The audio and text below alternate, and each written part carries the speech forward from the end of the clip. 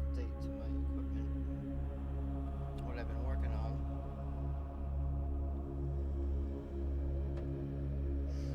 We might be able to get some informational ideas by simply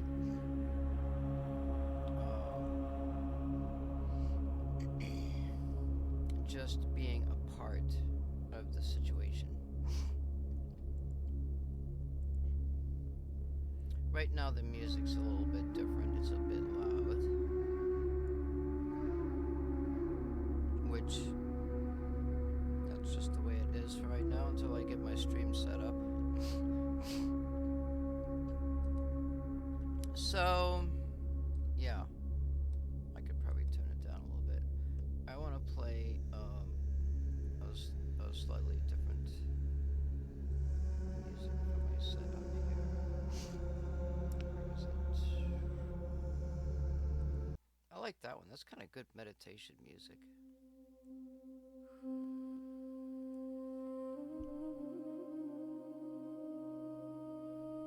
I think on my last stream, I got into a little bit of a meditational, spiritual aspect of, well, the whole project idea is bridging the gap between science, not science and religion, because this is not a religious, has nothing to do with religion whatsoever. Well, I take that back.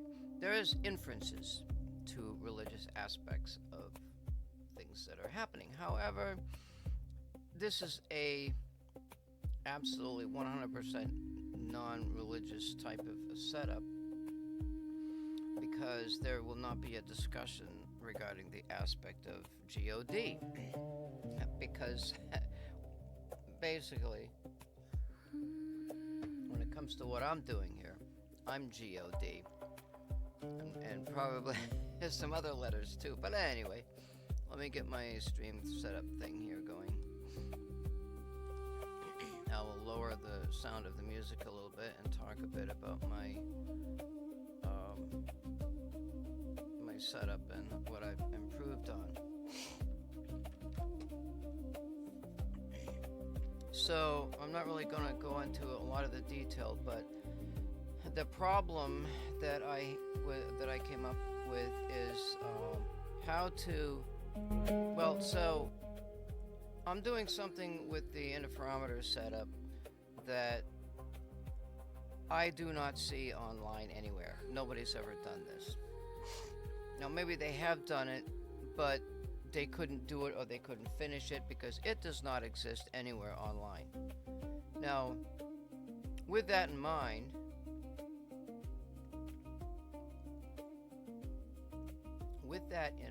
I'm just going to go ahead and really quick here, I'm going to bring up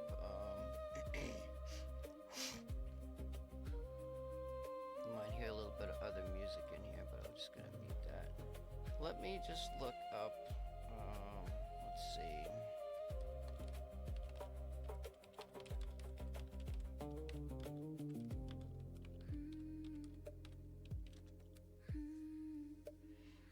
I'm going to bring up my face too, because we're going to do some FaceTime, baby. Where is my face? I don't want to show you my face. We're not really in that spiritual mode, so we can get rid of the pyramid. Maybe we'll just leave it there. And let's see here, where's my video capture? So, yeah, there's really not a lot you can see because it's my lighting in my place is crappy. I don't like a lot of light. I have a light here that I use for my setup. And as you can see back here, I've got a bunch of screws loose and I got some wires. It's sort of, it's organized. I had to reorganize my setup because up here where you can't see it, I've set up two power supplies and they're both plus or minus 15 volt supplies. It would be nice to have them. The other option that I may be forced to look at is plus or minus 9 volts using the 9 volt batteries. The large batteries that I've got, they're only 6 volts, and I would like to have at least 9 volts.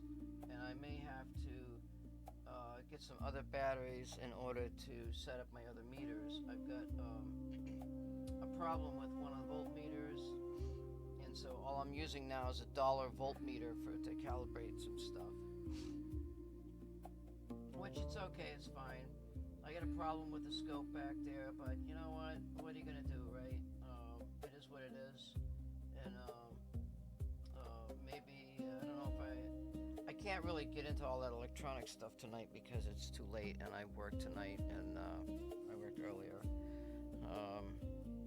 So there's two power supplies to test, and they're kind of old. They've been there for 20-30 years, and so one of them is like, you really wouldn't want to plug it in, but hey, that's not me. I see something that looks like it plugs in and it's clean. I dusted it off. Okay, let's see what happens. I don't want to do it tonight because if it does catch on fire, I got a fire extinguisher, but you know, what can I say? Should plug it in outside and turn it on outside, right? Take the meter out there. That might actually be a good idea. But I'm not going to do that because I already set it up. Anyway, let me look for a video on here. I don't know what a bath interferometer is, and I really don't care. What I'm looking for is, oops, let's see here, we're talking videos. I'm looking for a specific video, and obviously it is not, it's not showing up. What the?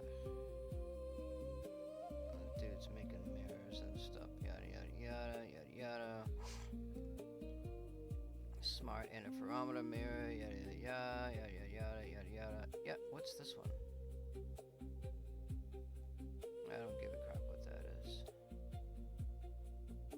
Optics, plane mirror, cavity, collimated beams, yada yada. Yeah, you can use lasers to check the fringes on the mirrors and lenses and stuff that you're doing. I really don't particularly care about that. If I get fringes, you know, I'll be happy.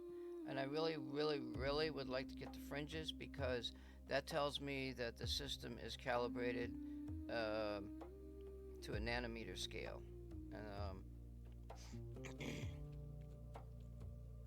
You know,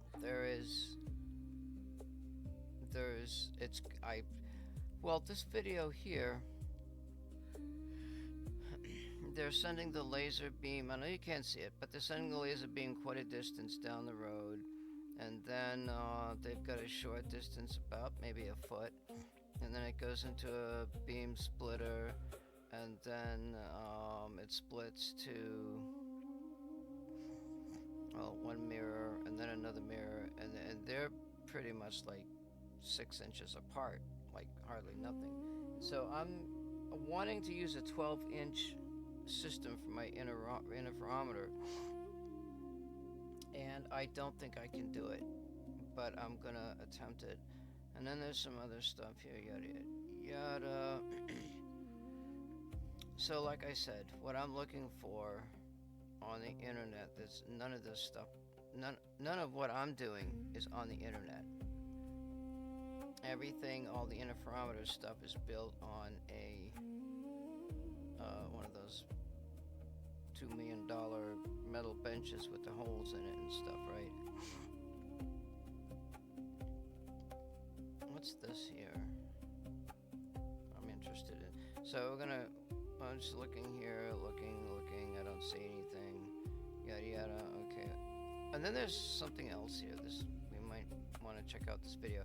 We're gonna look at a couple of videos, you know, just to kind of browse around a little bit. Maybe I come up with an idea for something, a test idea or something. You know, there's a lot of things. There's cooling. You know, maybe I can cool a section of the enclosure, basic cooling, and then I can set another area of the cooling to the electronics and you make that a little bit more of a smaller enclosed area so that the cooling can be much more, a much better cooling.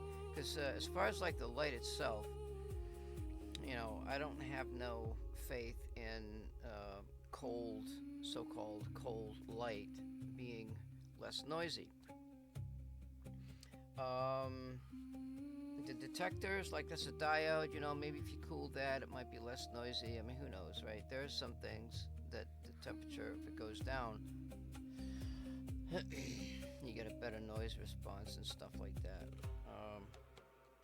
But yeah, so there's that aspect. And so what I'm doing, I'm setting up my front mirrors, and then maybe what we could do here, let's see here, let me find my MS Paint, and we're just gonna go ahead and I'm gonna bring up MS Paint real quick here, if I can find it.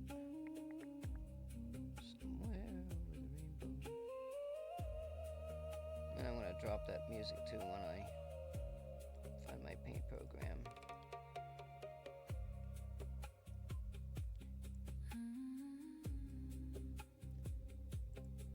Alright, so like this is my paint program, and why does it look like that? But anyway, so let's say if I let's draw the box, let's draw the enclosure, and I'm just gonna look at it from, like, I'm looking inside the enclosure from left to right, and just looking like towards it and everything else. So you're going to use this size orange, a box. Okay, we'll do like maybe like this. Now I should talk about some of the problems that I had. So basically, this is a 15-inch by 15-inch enclosure. Not quite look square, but anyway. The test object area is going to be, let me think. It's going to be up a little bit higher, so maybe like 2 or 3 inches from the top. So like it might look like this might be the test object area right here. It's going to be on the outside. We've got the 2 main reflector mirrors now, which are going to do something a little bit different than I had originally envisioned. I'll bring that down to a smaller line.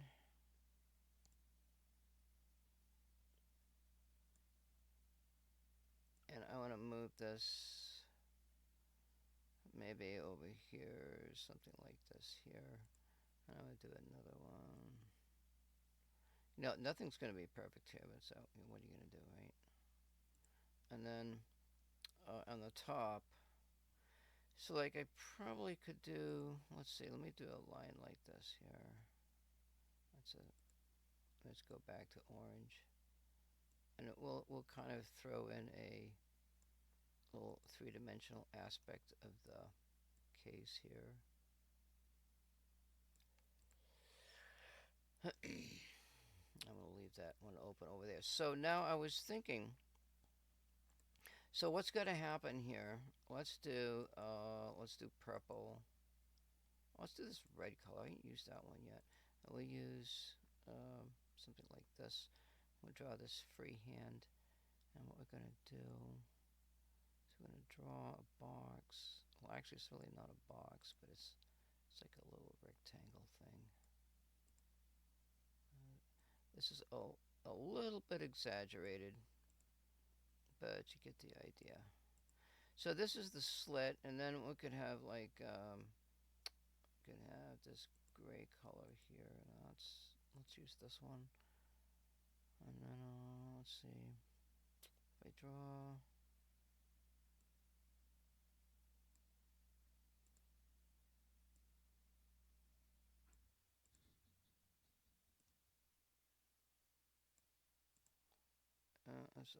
There's a box here.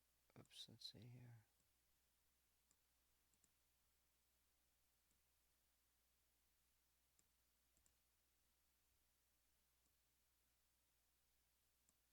Now, I'm not going to put the whole picture of the boxing because I don't misconstrue stuff. So this is the light source, and we'll make a little circle up here, like this, which represents the light source. And the slit is now, it's not going to be lengthwise, it's going to be across like this because the mirrors, well, I mean, I suppose I could redo the mirror to it. Like the mirror is sort of like, it looks like a circle that's not supposed to be there. But anyway, I could just kind of really just do this like really quick, I suppose. I'll draw one of them so you can kind of get an idea. But so like that's a mirror, and the light wave comes down, and so we'll make it yellow. So it goes down through the slit, and then it hits this, which this first mirror I thought was going to be a grading mirror, but maybe it's not. It's just going to be a regular mirror. And then so it goes over to this mirror here, and this mirror, once the interferometer is calibrated and everything, is going to be the grading mirror. And say for example, let's say we'll put in the mirrors themselves over here, the primary mirrors. So we'll put a primary mirror. Let's say it's about right here. Actually, let's just leave it there, I guess. Another primary mirror is going to be down here. And then you've got the beam splitter.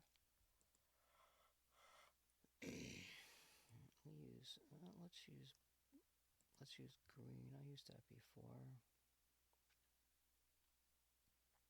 And I think that so we was thinking about putting another beam splitter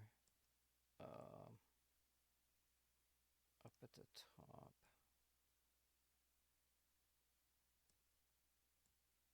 It should be centered. And actually, that's supposed to be further back, isn't it? Yeah, it's supposed to be back here. Let's see, let's grab that. So this is supposed to be like over here. And then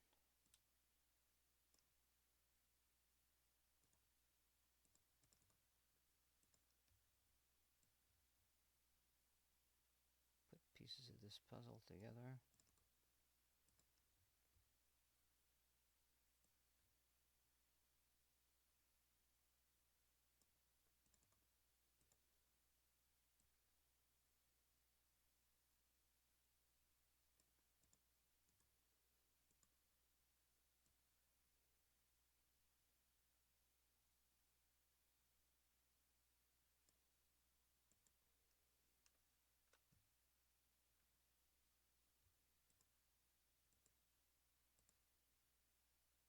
Now the beam splitter is actually a planar type beam splitter, but I'm going to put a triangle in here just to denote the fact that it's a beam splitter. It's a little bit easier to see. I'm going to go back to this black color and fill this in.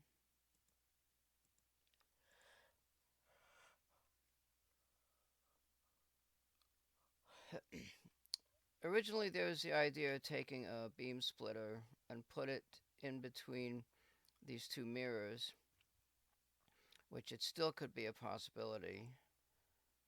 Let's see, what color are we going to use?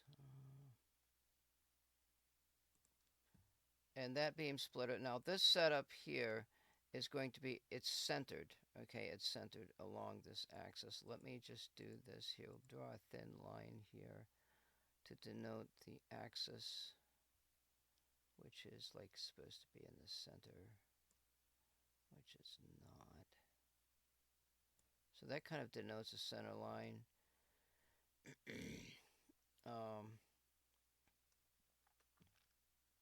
There's a device called a tuning cavity,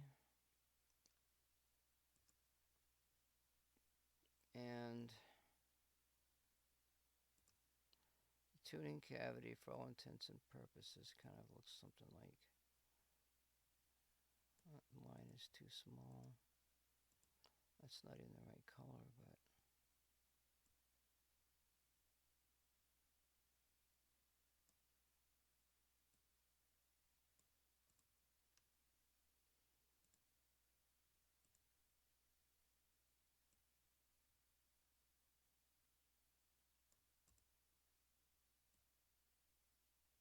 this is going to be added to the interferometer once the interferometer itself is tuned, hopefully.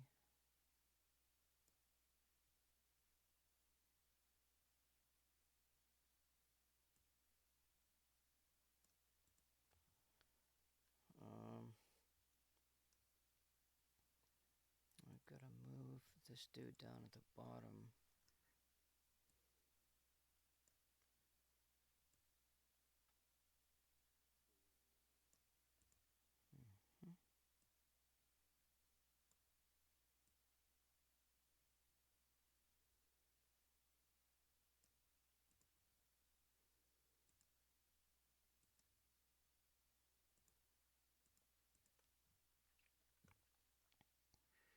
Now the dimensions are not like the way it looks is really not quite right because this second mirror on the top, I'm wanting to call them primary mirrors, but really, we should do, let's see, let's do this here. So this would be like, this is M1 down here. And this one here. This is M2. And I'm going to save this as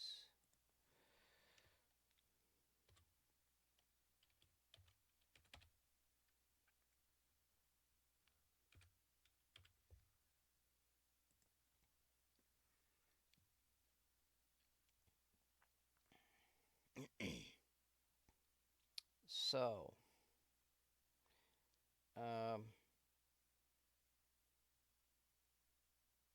One of the setups was to take the two mirrors up at the top and put them over more towards the back where the side is, and have the beam splitter in the middle so that the beam splitter goes.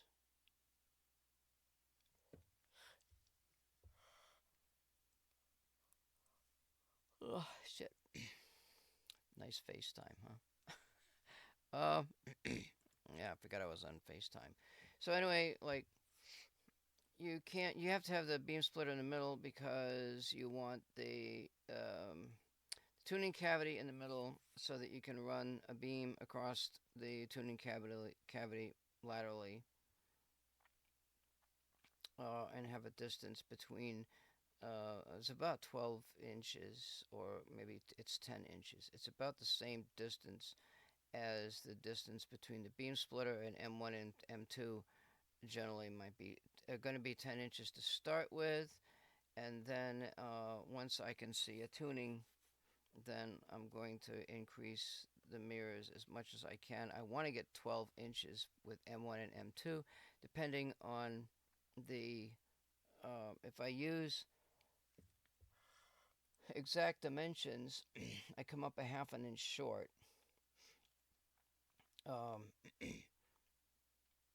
And there's really nothing I can do about it because my setup down on the bottom is I may lose a whole inch. I think I'm losing, well, I'm going to lose an inch because the mirror, it's got supports on it. It's got certain types of supports, which I'm not going to get into. And I'm not going to get into the supports for the top mirrors. Just to say that that was a problem I was working on tonight while I was at work for about 2 hours. Well, I thought about it this morning. I woke up and I'm thinking, how am I going to solve this problem with these mirrors, right? How am I going to, hook them up, set them up? And so I had these ideas popping into my head. Like, okay, I could do that. Okay, well, maybe that's not going to work. Okay, I could do that. Well, maybe I don't know about that one. So I could do that. Well, I don't know about that either because I got to have a certain setup. And so the answer was coming to me. It was I was just laying there in bed for about almost an hour, for a good 45 minutes, trying to let the solutions come into my head. And then I finally figured it out. Um, I have the setup. I drew it down on paper. It requires certain things, but I have it set up where I can. What I do is I coarse tune the mirrors. The mirrors at the top. Theoretically, I want to have them so that it's 10 inches from the light source to the beam splitter, and um, I want it makes a difference. I was reading it makes a difference on where this light source is in order to get fringes if the distance between the beam splitter and M1 is different from the distance to the beam splitter in M2. Um, that's what I read, and so whether or not that really causes a problem, um, I don't know, but that's what I read, and so I'm going with this, what they're talking about, because I may end up having to move something. I don't know what I was talking about. Let me just put this up here. Let's see, go back over here. So that's the beam splitter, and then we're gonna, what we'll do. So, yeah, I was talking about putting the mirrors off to the side, having the tuning cavity and the beam splitter, the object under test setup, have that in the centralized in the middle. So it gives me 6 inches on either side.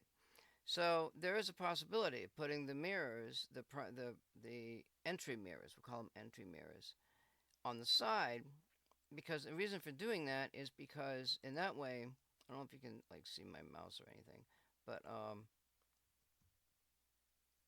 don't know, you might be able to see it. So if there's a beam splitter, let's say these are pushed back towards the side, then I could put another beam splitter in the middle, and that beam splitter will send a signal down to the bottom where it goes through yet another beam splitter. That hits another mirror, bounces back up, and maybe it's polarized so that it doesn't go back up into the source light. And it hits this other beam splitter, and it comes through transversely across the tuning cavity. So what it's doing is interfering with the light wave that's going left to right. It's going to create interference pattern going laterally across the light beam. Uh, why do I want to do that? I don't really know. The idea is there. It may not mean anything, but the simple fact of the fact that the idea is there and the question of why is it there, maybe there's something to that. Okay, so you are my original experiment looking at a candle flame involved looking at it in having two detectors, one each at 90 degrees, 90 degrees, like one's going this way and the other one's going that way. You could have one looking down, but I mean, there's only so much you can do. Light waves supposedly have an electric field and a magnetic field. There's only two fields. So the electric field goes this way, it's up and down. Supposedly it's vertically polarized. The magnetic field goes this way, same direction, and it's horizontally polarized, meaning it's like flat. So we will have a system that looks at a signal coming into the camera this way, and it's looking at really what it is. The camera is looking, it's going to take pictures of slices of time. If it just sits there and accumulates like an oscilloscope, right? And then you'll see this Fourier pattern with a bunch of dots and whatever. You'll see the rings, the little fringes and everything else. Okay, yeah, it's tuned. Now you put the object under test in, and you try to glean information from it. Which, if you use the grading, you can see the colors that the thing emits and so on and so forth. And maybe, the tuning cavity is supposed to allow for a much more finer resolution in the tuning aspect, which it's rather interesting. But the way I'm using the tuning cavity or the Fabro interferometer is not the design way of it being used. Instead of using mirrors, which in this case I'd have to use two-way mirrors, or Another beam splitter or something. I don't know. Um, that just sends the light beam straight across. It bounces back and forth straight across like this, and you have these open waves going through, and maybe you can use it to tune in something. I have no idea, but that's not the way I have it set up. I have a different setup for that, and a different reason for that different setup. And using the light beam coming across transversely may or may not give extra information, depending on how it's tuned. Um, if if there's, let's say that beam splitter to M1 and beam splitter to M2 is 10 inches, and um, I don't know why they're saying. I think they don't tell you this, but I think the laser has to be at least maybe 10 inches from the beam splitter. I have no idea. It's something I can play with. By moving that light source back and forth in the mirror underneath of it, just moving it back and forth, and playing with the idea and see what happens. um, the mirror dimensions are 2 inches. The dimension of the opening, the dimension of the opening, I think is 3 inches, and I have 4 inches. I have another inch on either side. No, that'd be 5 inches. It'd be another half an inch on either side, I think, to place the cover on. Um, it seems like when I build this, I can probably, if I leave the top of it open, there's no access. I can see the stuff down in it, but I can't do anything with it. Um, the access comes from when there's a wall panel where M2 is, and that wall panel goes up, and there's going to be some plastic that covers that opening to prevent the cold air from coming through. There'll have to be a way to move that M2, maybe put it on a hinge or something, so I can kind of move it out of the way. And that space in there is only, uh, actually, come to think of it, I think when it's built and calibrated, the mirrors being up at the top either way, um, that that opening is not like, none of that's really going to do anything. There's no reason to get in there. The problem was with the mirrors, how to connect the mirrors up inside the two top mirrors. The M1 is on the bottom. It's got a platform. I've worked on that. That took me about 2 or 3 days just for that one platform. And lo and behold, the stuff that I use inside of this thing, I can let you know about this, is plastic. Very hard plastic. And I got this from a toy that my daughter once had. I don't think she ever used it that much, but it was this toy. It had a little mirror in it and a bunch of stuff. And I said, okay, well, maybe I can use metal, and that's really too hard to work with. And so I thought, well, what about plastic, right? So I started tearing that thing apart. And that's what gave me the ideas. I said, okay, it's made of this, Yeah, I can use it as a backing. And it developed, went from a backing to an open space to put the mirror in, and put some foam. And I worked on testing foam in cold temperatures, just to check out the pliability and the texture when they're cold. And I have 2 or 3 ideas on that to test. Before I use the expensive stuff inside the interferometer, I'm going to use. I'm gonna check the weight of the mirrors. I'm gonna check the weight of everything, and then put in. I think I'm gonna use the plastic from the CD cases, and I'm gonna use those as mirrors as well as beam splitter. Um, and all of this stuff has to have the weights measured. So I have the way to set it up, and so I have the way to set up those two mirrors at the top in such a way that there's two tuning methods. So one of them is that the mirror is tuned, coarse tuned like this. Okay, so either way, like you can turn it either way, and it goes back and forth like this, so that you can line the mirror up. So and I think what you do, so what you do is you start with the back mirror, that number, that's one on the right. Bear with me here. And so um, you point the laser beam so that it's centered on that back mirror, and then you adjust that back mirror down to where the beam splitter is. Okay, well, is the beam splitter lined up?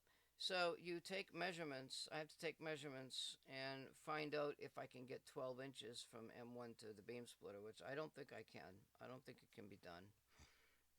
I only got 15 inches to play with. The beam splitter is 1.5.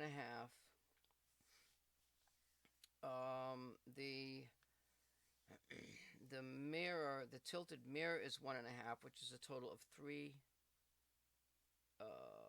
inches. 3 and 12 is 15. So it's close. It's like really super duper close. I mean, it's so close. Um, I really want 12 inches between those two mirrors. If I can't get it, I'll have to settle for 10. So that's that idea. So maybe, like, you start from where M2 is on the left. You make the opening in the. There's not going to be a wall. Well, actually, that wall is made of aluminum, and I have to cut it out. I have to cut the centerpiece out of the wall thing.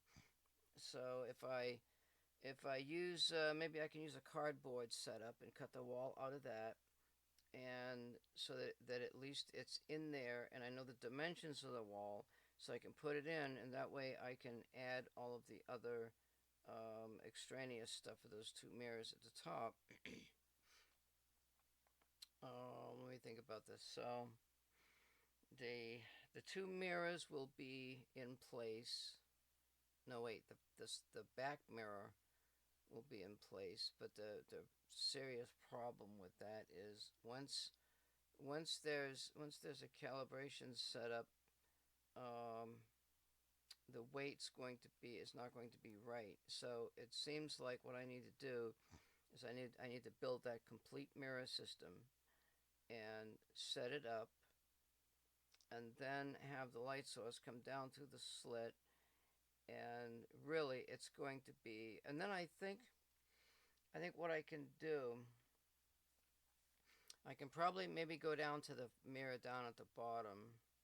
Leave mirror M2 is going to be out of the picture, and I can calibrate the location. The location of the beam splitter and that top mirror on the right should be pretty close, because they're both the same size. They're about 2 inches, and they're going to be centered. They're not going to be in the back, because the whole idea was to put another beam splitter in the middle of the yellow line, which would be easier, so I could drop down a signal to go laterally across. But then what I would have to do is, um, if it's dropped and that's up against the wall, now that yellow line on the right is going to come down 90 degrees to the beam splitter, and the beam splitter, instead of being like this, it's going to have to be like this, and it's going to have to turn it like this.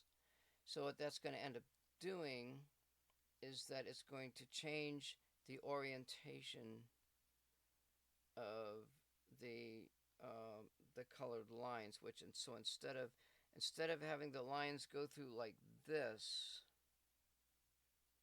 when you if I take the beam splitter and move it like this, okay, it goes across. Wait, if I go like this, it goes across like this, and then you have to turn it like, how's that go? Like this. It's got to be tilted like this. So if the line is like this across, if it's going laterally across like this, and you turn it and then you turn it again, now the line is going to go up and down like this. So maybe, now that I'm thinking about this, because I wanted to put this setup in there. It's the mirror is 3 inches. I calculated. I don't know what I did with those little papers. I think they're.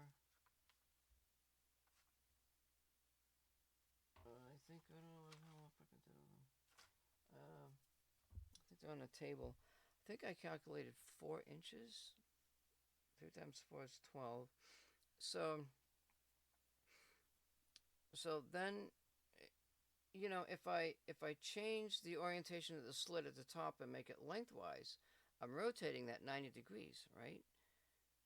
So then the problem is going to be, okay, so then you'd have, that might be all well and good because of the dimensions of the mirror are all the same, no big deal. Change the orientation of the grating, no big deal.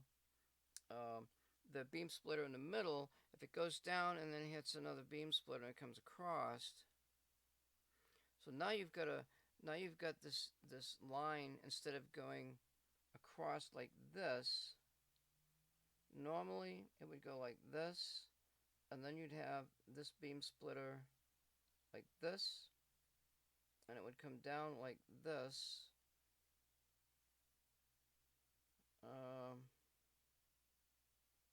And then it's going to go across like this. So that's going to interfere with the electric portion of the wave.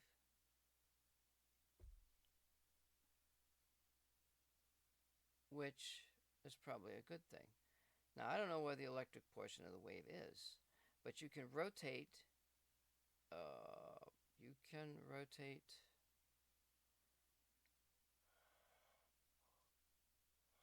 You can sit on it and rotate, yeah. So that would go like this. If the other beam comes across, and oh wait, okay, so that's the normal way. So it goes down like this, hits this like this. When it comes down here, it's going to hit another mirror that bounces it across like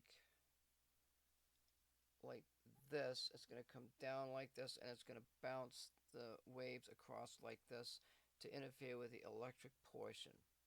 That's the normal way. But now the problem is going to be when it hits this other mirror and it's across like this, okay, and it goes down. That goes down like this, and it's going to come across like this. And then if the beam splitter is like this, okay, the orientation is going to be up and down like this. That's the source beam is going to go up and down like this.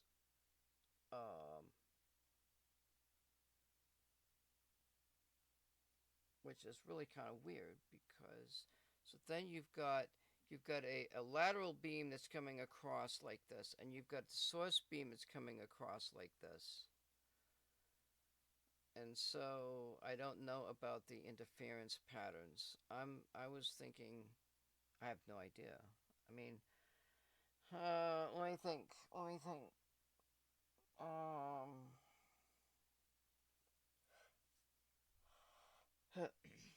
I was thinking that the source beam comes across like this,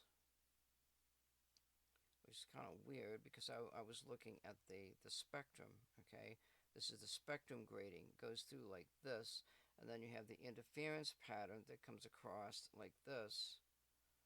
And then, I don't know about that interference. Maybe because it's going this way, it's looking at the magnetic portion of the light wave. That's really weird. I have no freaking idea, no clue at all. So let's just say, for example, if they were going this way, so you got 2 electric beams going, you got one coming across and one going this way. It almost seems like that's a better situation because you're not fighting with anything. You're interfering with the electric portion.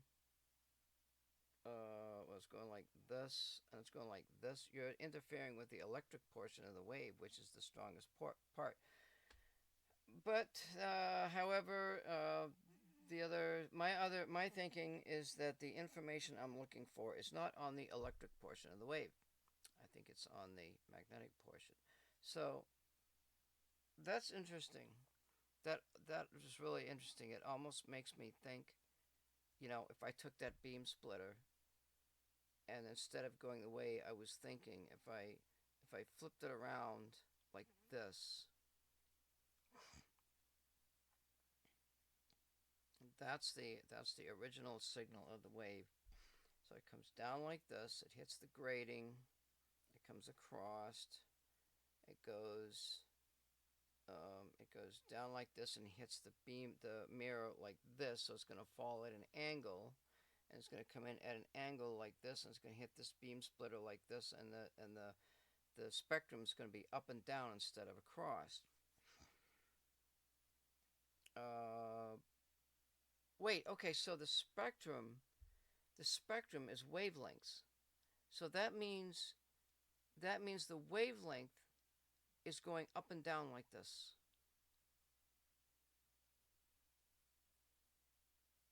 How's that even possible?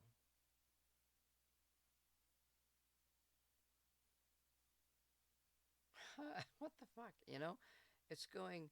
The wavelength is like this, but yet it's traveling through space like this. If you, well, either way, if it's like this, the wavelength is going like this across the tube, and it's still going down like this. Like, what the hell am I doing?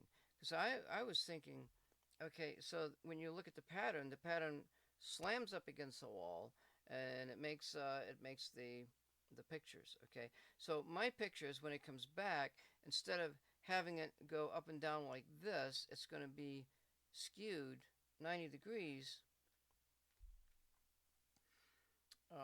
And there's no way to fix that unless there's no way to fix that. Okay, no, wait. Okay, no, that's not the problem. The problem is mirror number one. If I skew the beam splitter, now the control beam is going to come across instead of down, and I only have 6 inches. So that forces that out of the picture. Cannot do it. So so the mirrors are going to be on the top of um, the tuning cavity. No way around it. That way, I get my 10 to 12 inches from the beam splitter to mirror number one. Problem solved. Okay. So that forces. There's another idea. There's the idea of putting the second beam splitter between the first beam splitter and the top yellow mirror. Okay. So there's that. And the other one is to put the beam splitter in between the two mirrors and send it down at an angle and have it come back across at an angle and so on and so forth. Um, so let me think about this. All right, so now we've got this picture is forced.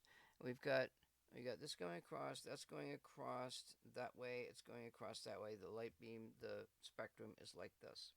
So now if I let's start with the right. If I put a beam splitter and angle it, let's see, it's got to go down 45 degrees and like this. One of the beams is going to go straight through to the wall. No, wait just a minute. It's at the top, isn't it? So it's going to go straight down to the beam splitter like it's supposed to. And then the other one reflects down to a mirror. And that mirror is in the same orientation, so it's going to reflect back and join the calibration beam, which we don't want. So that has to be a polarity changed system so that it goes through in one direction and it can't come back. Something like that. Maybe not. Who knows? All right, so it goes down here to this mirror down here, and so the beam is across like this. It hits a mirror it's a beam splitter that is like this. And so the beam is like this. It's going to go down laterally like this. And when it hits that mirror, it's going to go laterally across. So if I use that one, it's going to come across flat like this. And so the regular beam is going to go across like this, and the lateral beam is going to come across like this. Now, let's try if I put the thing on the top, and the beam splitter is going to be pointed, this is 45, rotated and tilted. It's going to be like this. Then you're going to have another mirror that's over here. That beam come across flat. This is coming across flat. It's going to come over here. It's going to come across flat, and it's going to go across flat. So either way, it's going to go across flat. So then the question is there a way to rotate? Is there a way to rotate that 90 degrees? Because so when in order to rotate it, you would have to take one of the angles.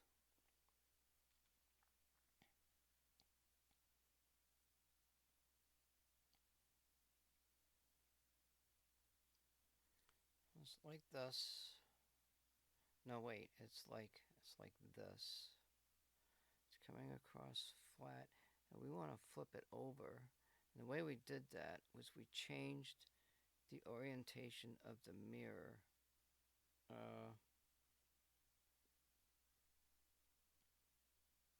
So instead of being like this, you would want.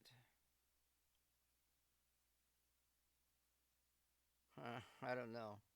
I'm not going to worry about that lateral beam, because I think if you've got a beam that's coming across like this and one that's coming across like this, I don't know. The problem, like, I could use another light beam. Okay, I could put another light beam on the side and just shoot it across there. But the problem is that adds it doesn't work because it adds another complete, like, it's a different universe. It just adds a different universe of noise. Um,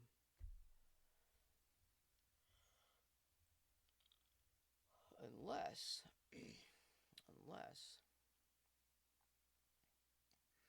unless you took the light beam, the source light beam.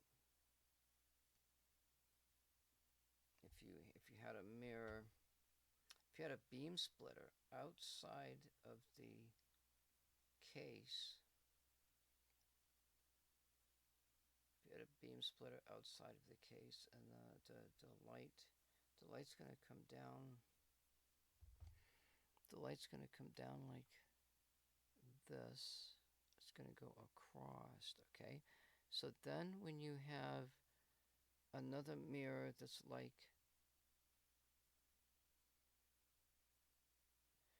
it's that orientation of the beam splitter is what it is, because you can do this, and that keeps the orientation. If you change the beam splitter like this instead of like this, see here you've got a line that comes through like this. It hits it parallel. It's parallel, okay? That's what you want in a system. But now if you want to rotate this, you change the orientation of the mirror, the beam is still going to go down, but what it's going to do, it's going to come across, and it's going to change the orientation. So that when it comes down at the bottom, let's see, it's going to go like this, and it's going to go across like this. And then when it hits the bottom, when it goes to the bottom, it has to go. Yeah, maybe there's a way to do it outside. I don't know. I'm not going to labor over this all night long. So anyway, the top mirrors, they're going to be on the top.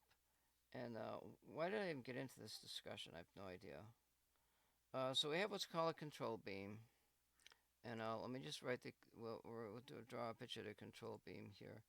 And then we go, let's see here, like this. The control beam goes down here like that. I just make a little arrow. Actually, let's make one-sided arrows. Let me go back up here.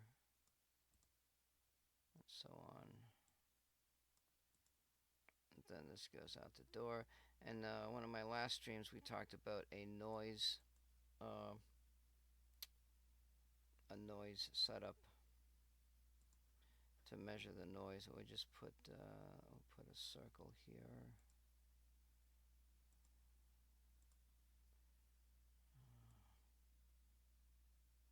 That's just like a delineator. It's not a lens or nothing.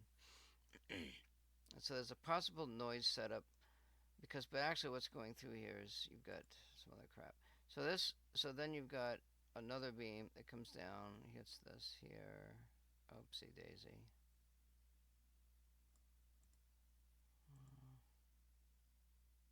Want a line. And that's supposed to be the green color, okay. So a line comes down here. This is the reflectance line. It goes through here. And then it goes back over here.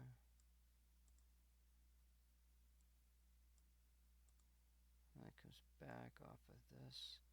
And this goes right through here, like so. And so now what you have, there's some other interferometers out there, but they don't do this right here. So you got the control, and you've got the control plus then you've got the object noise. And so the whole idea is to eliminate the control.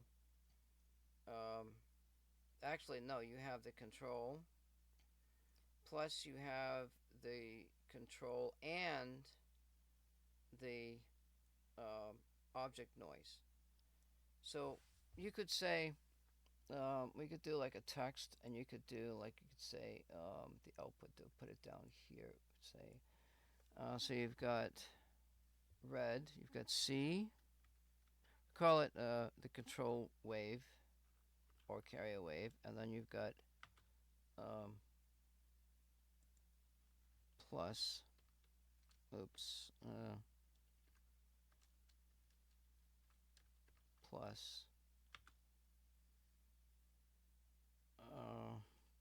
this is green.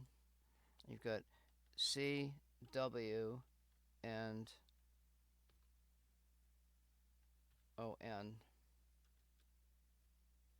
which is the control wave and the object noise. And so that's what's coming out of this thing here. And what you do is you eliminate, where's this little thing here? What you do is you change the phase. I think you change the phase of the, let's do a graph over here. Let's see here. We use this here, I guess. Actually use a thicker line. So use a graph. We just put a graph here.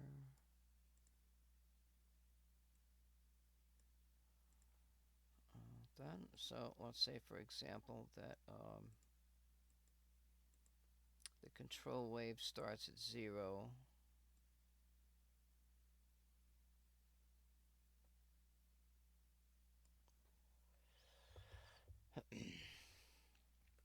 You can't use a polarizer. You'd have to use a delay system. Now, maybe you can change the length. Okay, this is where the trick comes in. You can do this mechanically, and if you can do this mechanically to get rid of that control wave, that is just so crazy. And you can only do it with an interferometer because you've got two things to compare with. The control wave is hitting both M2 and M1, okay? So what you can do is you can take one of the mirrors, you can move it, so that what happens is what you're doing is you're changing the phase of the control wave. Now, since this is two things here, let's just go ahead and do it here. So then what you're doing is you're changing the phase of the control wave and of the noise. And so what we can do then is we can take this little pen,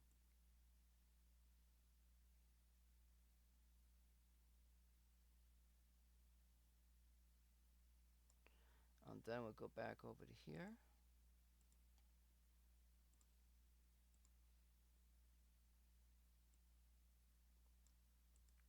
You cannot do this any other way. It must be done with an interferometer. You cannot do it any other way. And I discovered this purely by total effing craziness. Just total craziness, you know? Absolute mind boggling. Wow. Just totally amazed, right?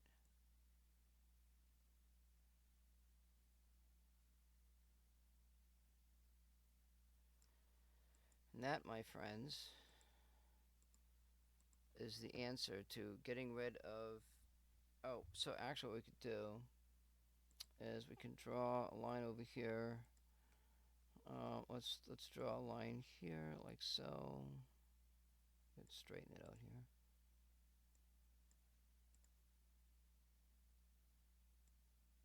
I have not made the system for M2 yet, the stage for it. I've done M1 because M1 is a control.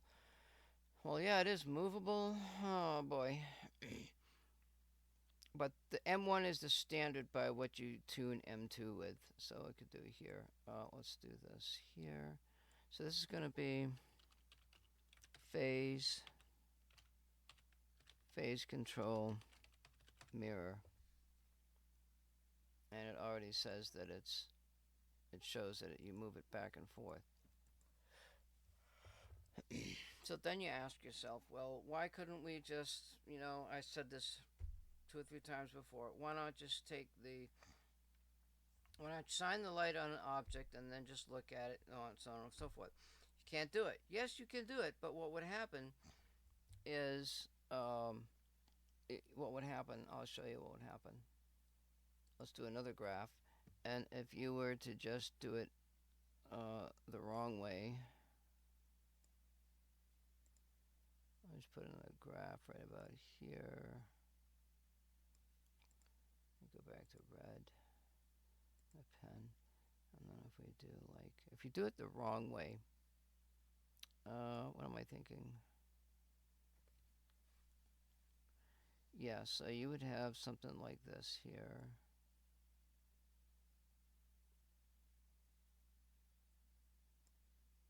And go to green.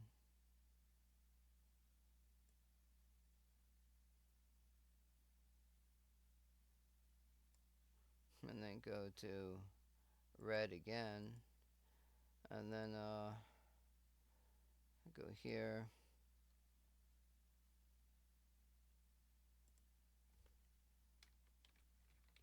Wrong.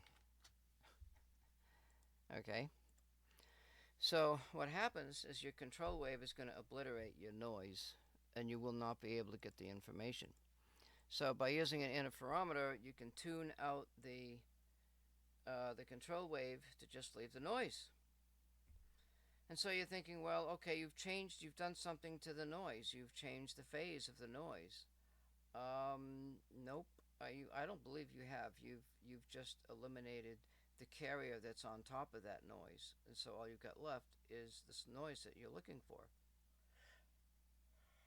I'm just gonna say it once. No one's ever done this with an interferometer, as far as I know.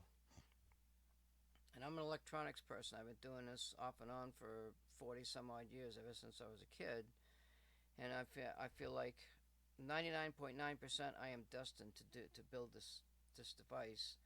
And today at work, of all places, something happened at work that gave me the greatest, biggest sign that I'm on the path you would not believe. There was these two metal decorative sheets with little holes in it, and they were right close to each other. And I looked at that and I said, that's a moire pattern. And a moire pattern is constructive and destructive interference. And I was just blown away, like, oh my God, this is a freaking sign. If this is not a sign, right? This is just so crazy. And you gotta see this. I don't know if you can see it on the camera. Yeah, check that out right there. Okay? This is from a couple of sheets of metal. And I just moved them in such a way that you could see the little fringe, the fringes on the bottom, the little circle, and all the other constructive and interference patterns. That's all it is, like that. But when you moved one of them, it moved. And when I saw that, I was like, wow, that's just crazy, you know, really crazy. So anyway, so that's that whole thing. That's how that works. And I'm just wanting to report that I did figure out how to place my top mirrors, my entrance mirrors. And the lateral thing, I don't know what to do with that. I feel like something needs to be done with it. Maybe adds more complication to the circuit. The tuning cavity. Let's go. Let's see right here. Let's see.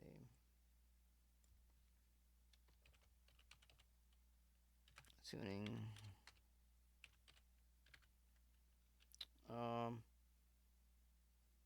It's well, I know what it is. It's not. It doesn't have mirrors. I'm just gonna call it a tuning cavity and be done with it. So let's say you've got an object under test, or maybe there is no object under test. Let's say we just use the mirror, right? We set it all up. Everything's calibrated. We see the fringes on the camera. Maybe we can move that mirror in such a way as so when you have the constructive and destructive interference,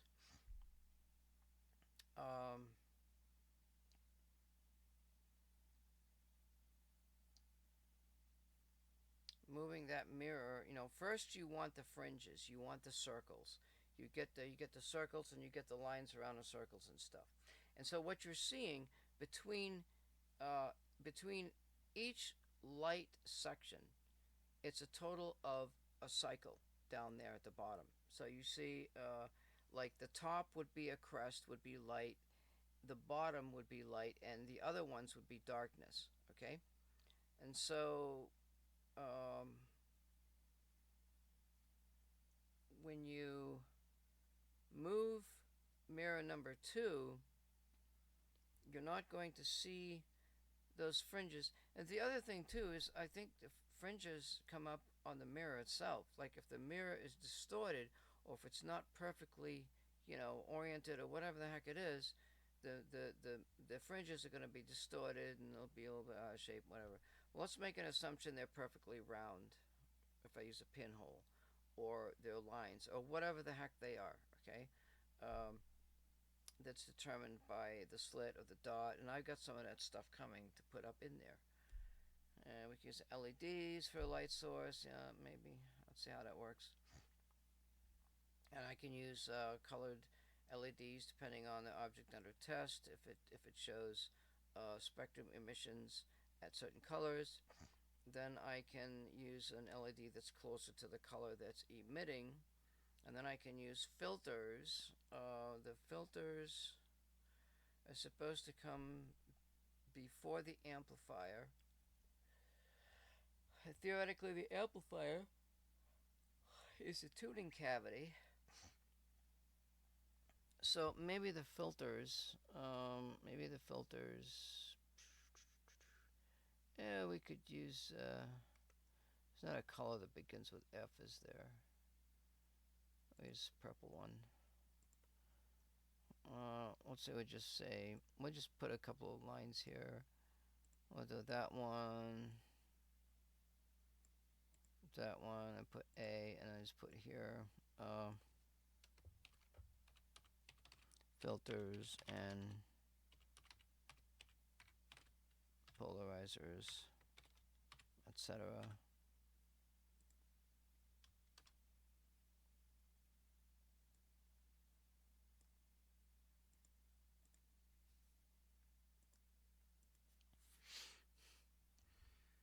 And all the filters and the polarizers, that stuff, maybe I'm going to start out with, like, even if the tuning cavity is not there, I can mount it from the bottom. I'm not going to worry about vibration on those items yet. But the 2 mirrors on the top, the beam splitter, and the mirror on the bottom. The ideas, the construction for the mirror on the bottom is 75% to 80% completed. It just needs to be put together. And the idea and the items for setting up the mirrors on the top, the design and the items are all available, and that's all done. Um, the fact that it's going to go in the middle is a bit of a problem. So what happens is there's going to be connections, and those connections, you have the wall. Okay, you got the wall with the open space, and the mirrors are going to be like, they're going to be 3.5 inches or something wide, and so the connections are going to be such that the way it's held are going to be off the axis, and either down or up or whatever, and they're going to be outside of the range of that entry point where that box is, where that object under test is. So that's all going to be free and clear.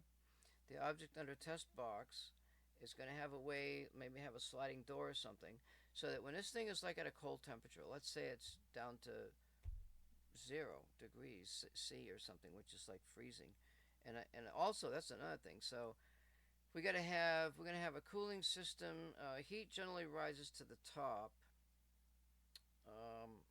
So cooling system like probably gonna have to be on the bottom, whatever. And I'm gonna use a Peltier cooling. I got one Peltier chip, and I think I ordered a couple more because I want to have one separate for the electronics. Maybe I'm going to use a separate one. And I'm not going to try to get this thing down to -40 or something like that. I think that's a little bit overkill. Because noise that I've heard in these interdimensional tape recordings were all done at room temperature. So if I can create an environment that is humidity free, temperature controlled, humidity controlled, have a temperature and have it vacuumed out to, at least 10%. I'm looking for a constant, easy to manage 10 to 15, or maybe if I get 25% vacuum out of this system, I'd be probably pretty lucky. That's what I'm shooting for, something like that. And the reason for that is to keep the humidity down. Number one, it keeps the humidity down. Number two, it makes the temperature, I think it allows the temperature to stabilize quicker, is a thing that I'm thinking. If you just leave things at room temperature, it's like 80 degrees in here, you know. So, say if it was 60 or 70 degrees and the Peltier cooler only has a 70-degree difference in temperature, well, that gets you down to 0, freezing, right?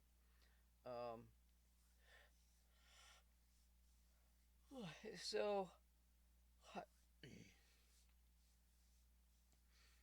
there will be ways to, I think what I'm going to do is I might have a fluid system to do something like a fluid system with antifreeze, and run that system with a really small motor, and have that the antifreeze is going to be it's going to take the heat away from the hot part of the Peltier system. And I think what I want to do is I want to have that's going to be external. And what I want to do is I want to take that external heat. I know it's kind of intuitive, but that external heat, I'm wondering somehow, is I want to cycle that back inside the case. Okay? So that there's a balance between hot and cold. And what happens is you're going to have this big cycle. It's going to start off like this. It's going to go up and down like this. And then it's going to get smaller and smaller and smaller. And then eventually there'll be a stable state of temperature. And then what happens when I get that stable state, I can crank up the power a little bit, and I can bring that stable state down like this. I think the only way to do that really efficiently is if you vent away the hot and you put it into somehow a feedback loop. There's going to be a feedback loop. If you just leave it open, you got a cold system. and you got a hot system, and there's no regulation.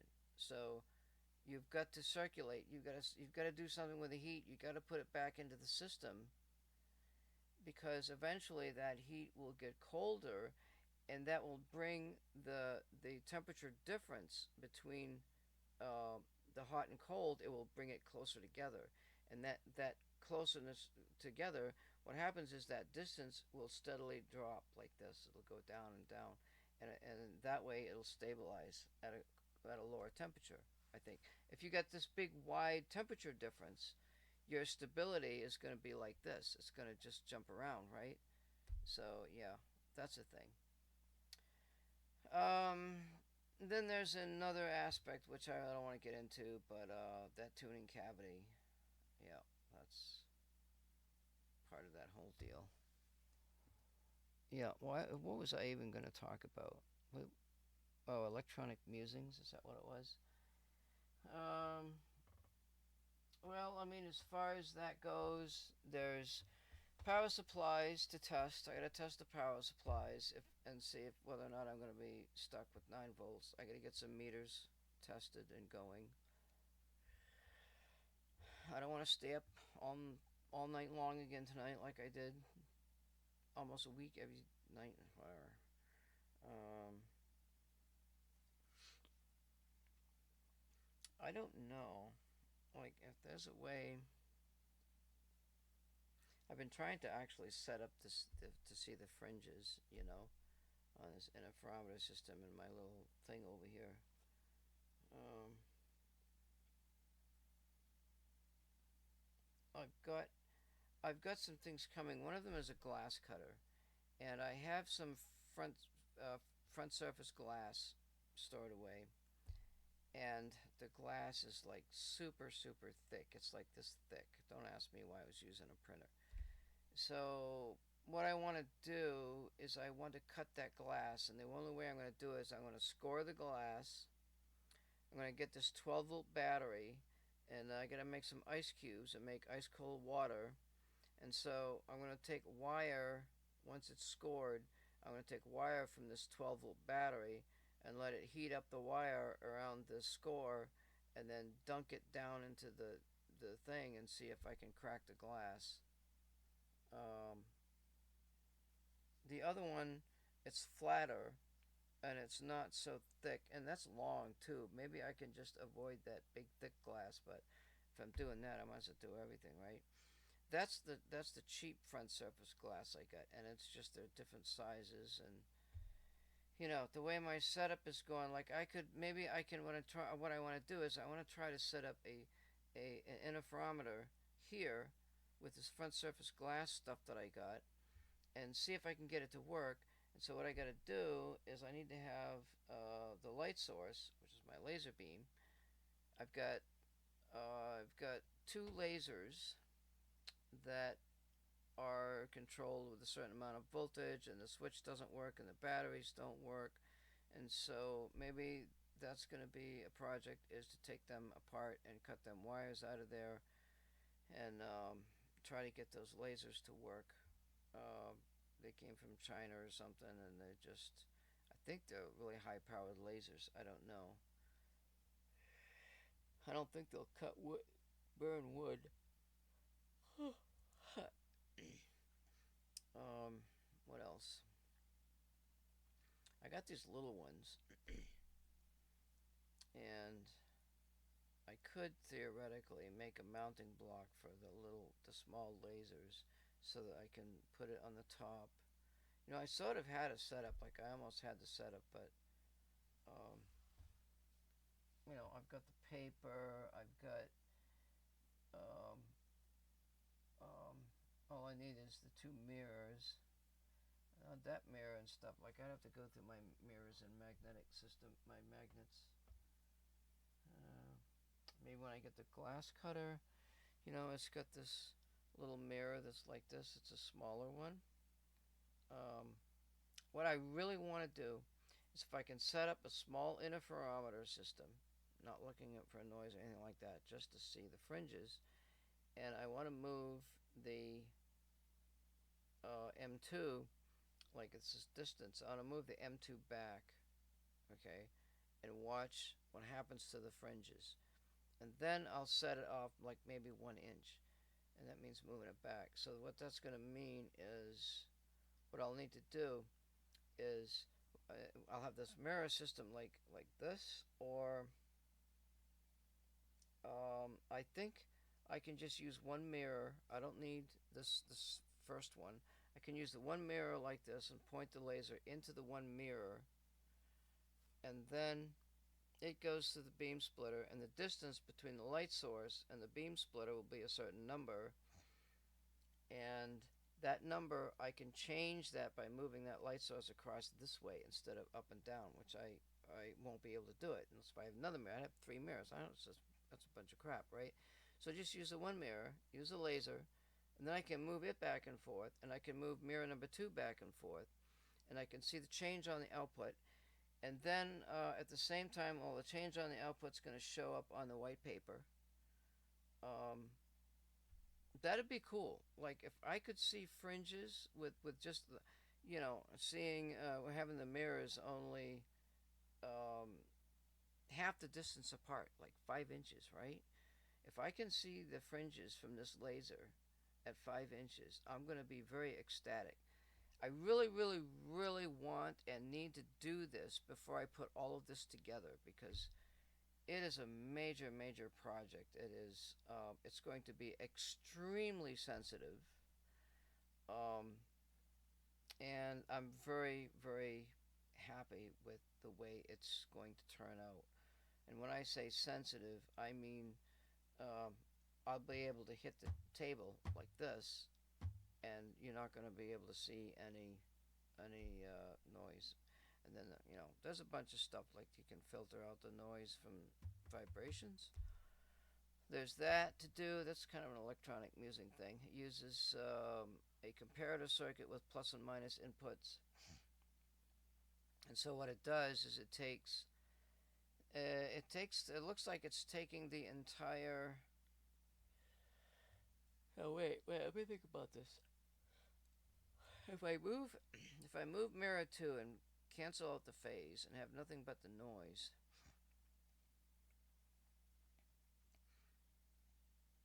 um,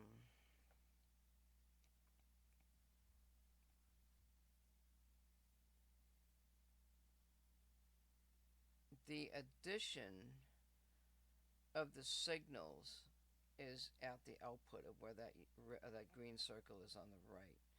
So you take the red beam and you take the green beam and you put them into a comparator. And so the comparator is going to see, at the start, it's going to see some value, which is higher than 0 or whatever, maybe higher or low, whatever. And then when you start to move that mirror and change the phase ever so slightly, like, I don't know, like nanometers, is it even possible? Because now you're changing it this way. Um, the second mirror adjustment, that's going to be easy because the adjusting screws are going to be outside of the case, and that place where the object under test and that mirror is, it's going to be more or less hermetically sealed around the opening.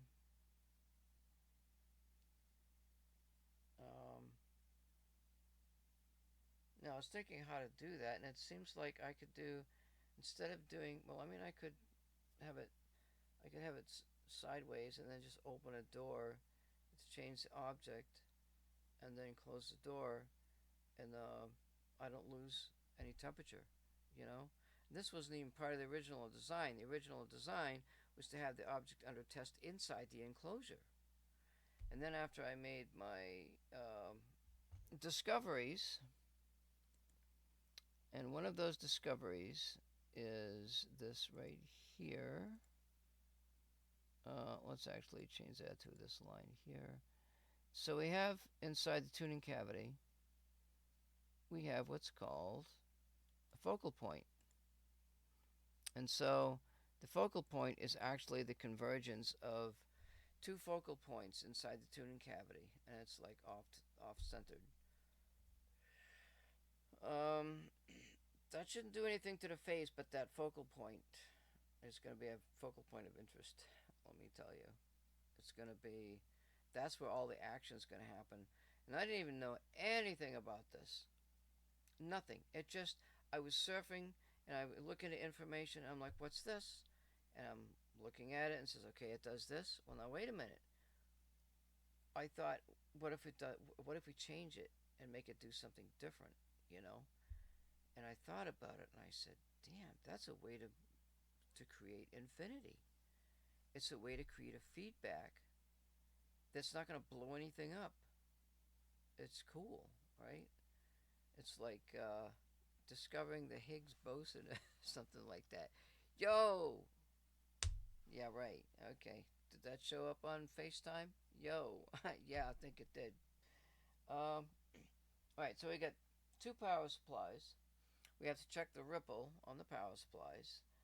Um, we still got to build the amplifiers. I still have to actually build the container setups for the two mirrors up at the top. I have not designed the container setup for mirror number 2, but it's probably going to be very similar to mirror number 1. The only difference there is that mirror 1 is held in by gravity. Mirror number 2, that's going to be a little more complicated because it needs to be adjusted this way, and so well, maybe it's not going to be more complicated. It's going to be like the entry mirrors, I guess. Um, but yeah, the adjustments are going to be. They should be. It should be okay. Yeah, I can see that happening easily. I just got to make a box for it or something. So the focal point comes into play, and then the what else happens? The focal points coming out of the tuning cavity ended up outside of the enclosure. So if we take, so we got to take a color like this maybe, and take a line like this. So the enclosure has a mirror setup. Um, let's see. Why don't we use this one here? The mirror setup is going to be approximately here is one of them, and then here.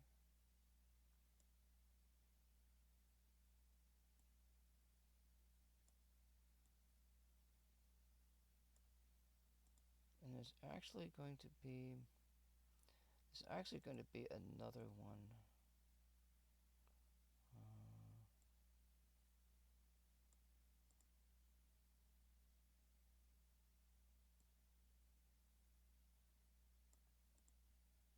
Here. I don't know why it's ending up green, but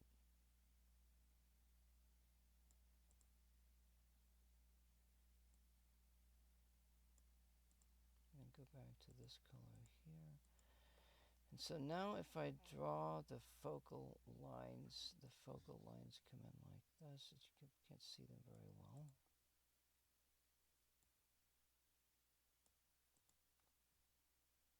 Then you've got this here.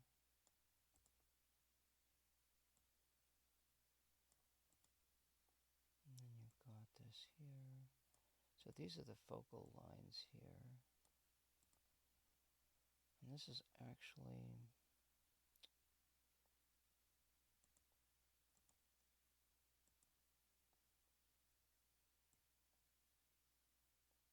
there's actually two mirrors in there. And go here and here. This focal line here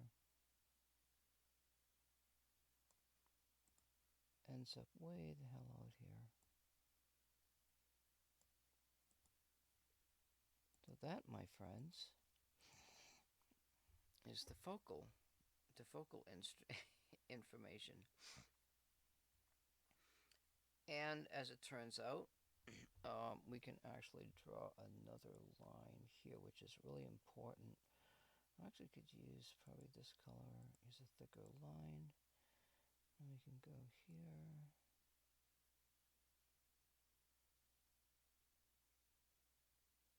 Get this thing here.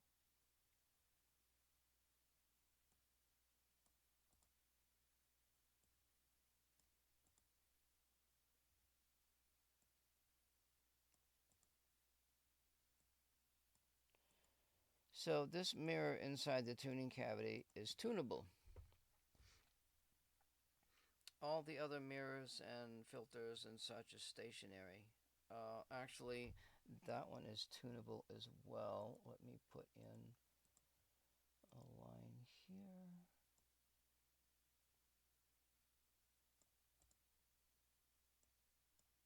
And I have not made the adapter for this particular lens system here. I found another lens. I was using a small lens that wasn't working out very well, and I found another one. So those are tunable lenses inside. The tunable lenses are all connected to the tuning cavity, so you can actually take out the tuning cavity altogether, and the tuning cavity is connected to that other lens thing. And so what should happen is that once the interferometer is tuned, and you get the fringes, and then you put the tuning cavity in, the tuning cavity is calibrated to bring the fringes back, supposedly.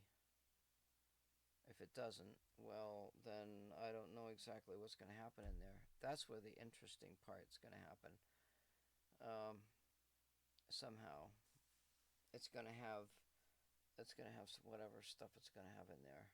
But anyway, that's the idea.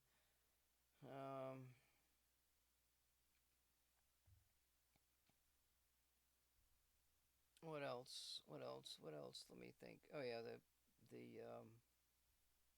plus and minus. Actually, you know what I could do here? I got an idea. Let me do something here.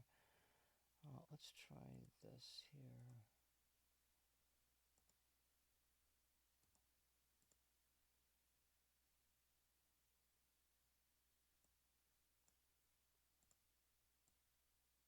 Let's do.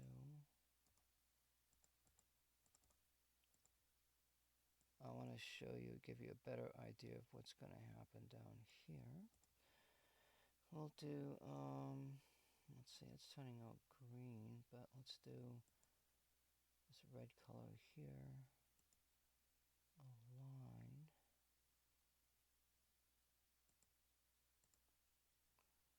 And so here.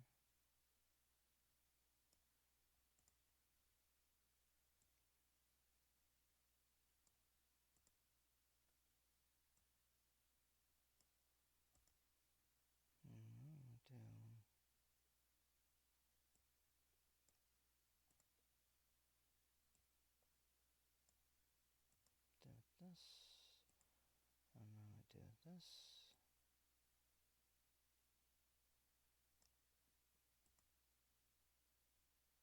And I could do that. Well, that's a bit long.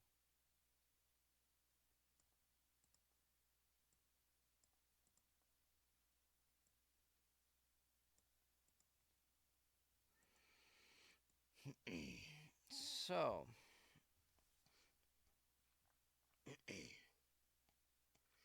well, that's really a misnomer. That's not correct.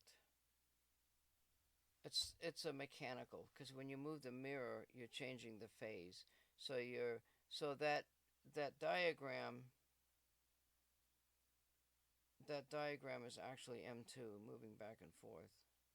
So what I should do here, because that could very easily get misconstrued into a comparator type circuit, which is added at the end.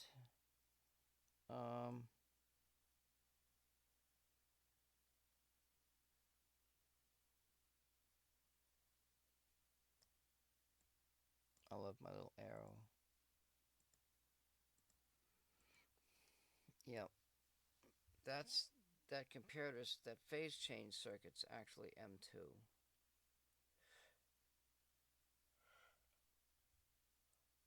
What else? Oh God. Tomorrow, like, so I'll watch a movie, have a little snack, and then tomorrow morning, I'm supposed to get a phone call. I gotta figure out. I still gotta figure out bills. I gotta put my money in my account, pay some bills. I gotta write on that paper to make sure I pay those bills so I get all my crap paid. This is this phase change with that M2, getting rid of that carrier wave. It just blows me away. Like, I just cannot get over how I came up with this. And you're thinking, you could be thinking, well, it'll do it. I know it will.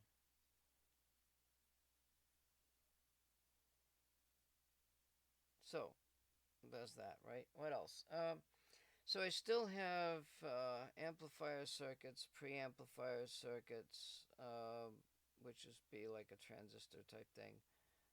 Maybe there's an op amp towards the end if it gets, if it's acceptable. Oh, what else? The detector circuits. So, the detector circuits. Tell you what, let's do. I'm going to save this. And what we'll do, what we're going to do here. Let's see here. Let's do this here. I'm going to wipe out all this stuff.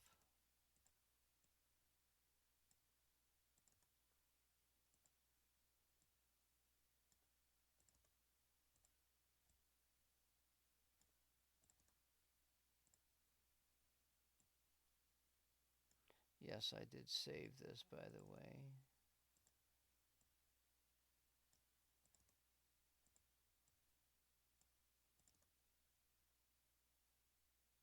Uh-oh.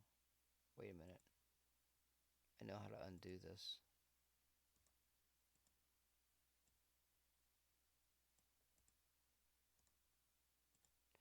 Yeah, I've worked with this program for 20 some odd years or whatever, off and on, a little bit here, a little bit there. I never knew how to undo a mistake.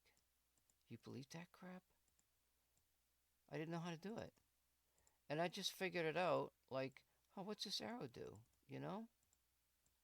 And there it is, right? So cool. It's like my life is just made so much easier now because I know how to undo a mistake in this program. Never knew how to do it. Alright, so what we're going to do is we're going to grab this right here to be consistent. I'm going to bring it over here.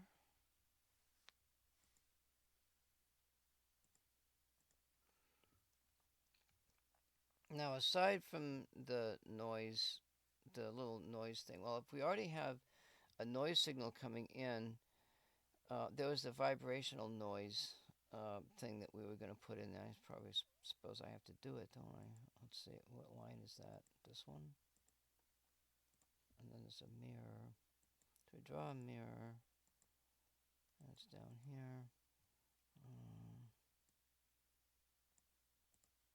And then here. I just put down.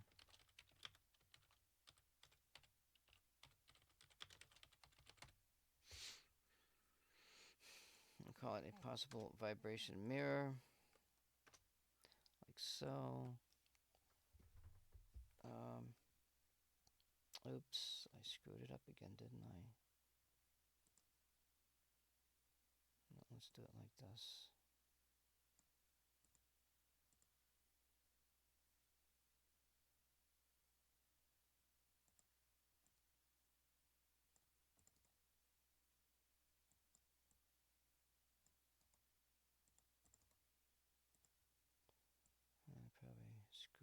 didn't I?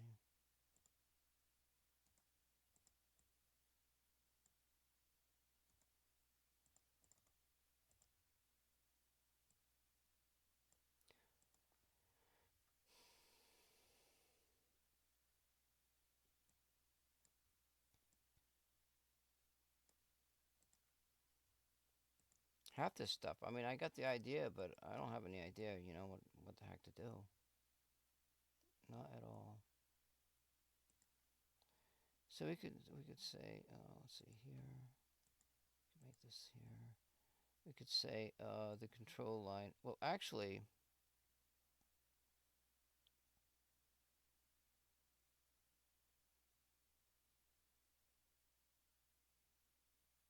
there is no control line if it's out of phase, isn't it?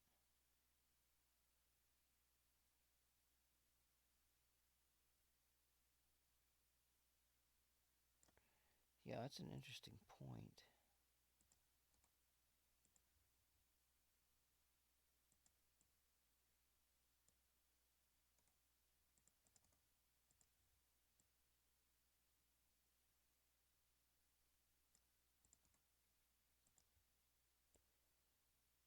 The control line, oh. Yeah, but that doesn't work because the whole system has to go through all of the mirror sections in order to eliminate any vibrational noise from the system.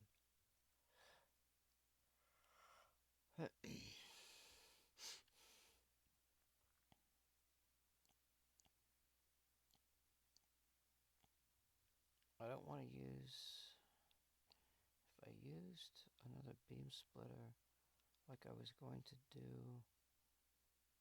no,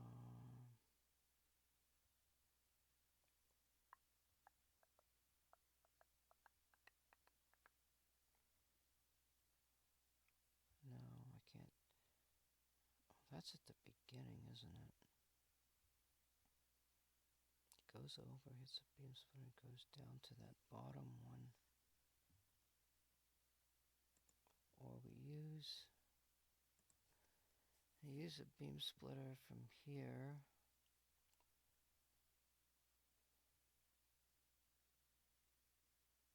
It goes across in the other direction.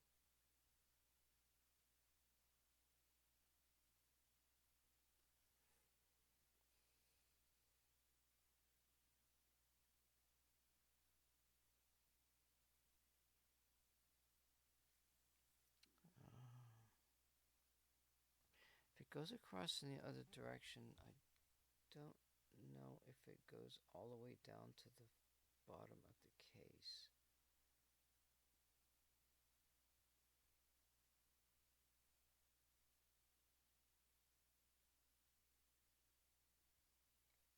Control beam. So if I use the control beam, now see, I can't. I mean, yeah, I probably could. I could take. I could if I used. Let me see here. If we had, like I said, do it over here. Let's do this here. If we got a mirror here, and then go back to this one, and then you've got, so you've got another beam splitter here. That beam splitter is going to go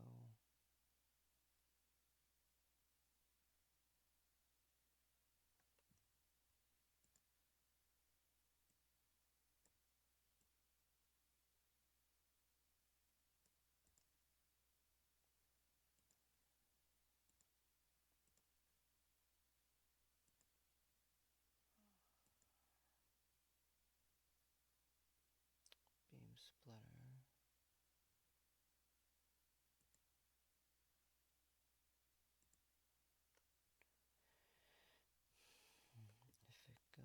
If it goes through,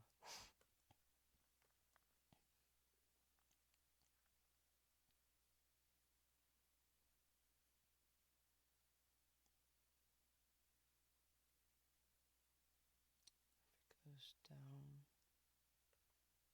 over here.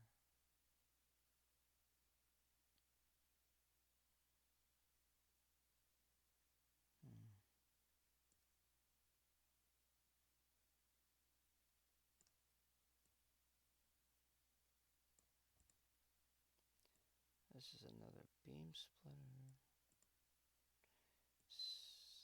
Oh shit, that's not gonna work. Because if it goes down through here, it's not gonna be able to go back up through.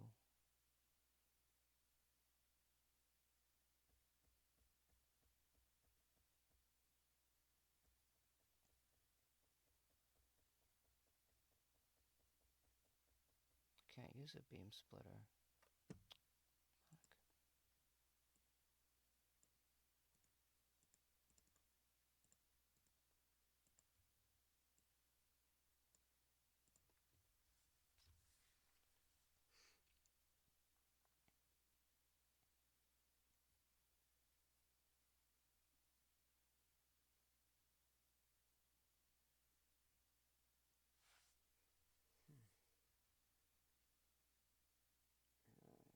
Fuck. If I go through the top, if I go through this one, I can't go back through. But if I go from the top,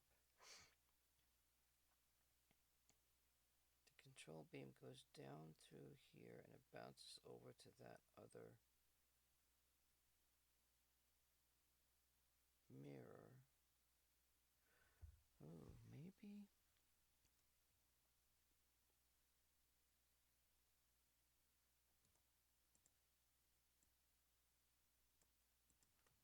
If I do it this way, how does it go? It's supposed to go.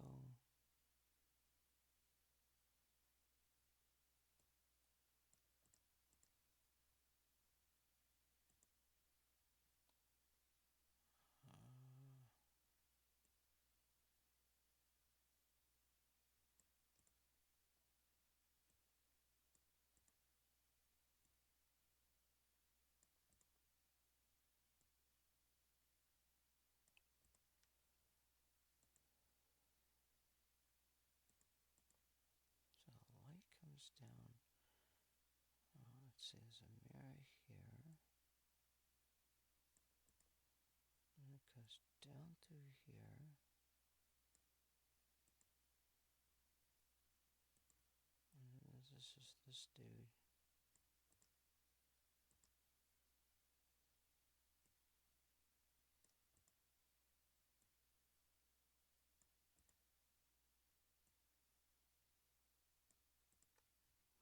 There's a mirror.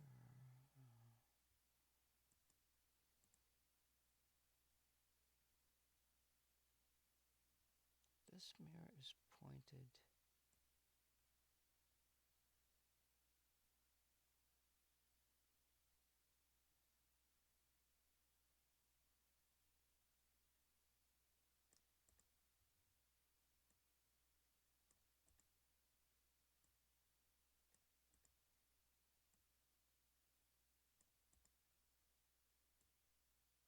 This is that lateral beam that I was talking about. It goes from here. It goes down to this mirror here, like so. And the other mirror.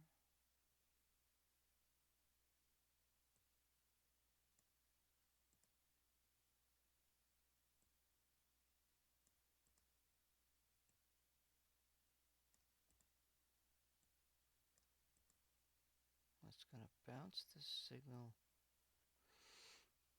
It's going to bounce the signal back into that mirror.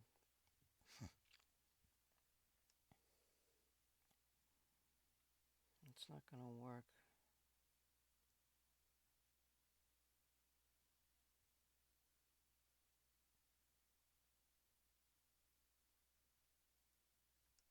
Okay, if this was a beam splitter,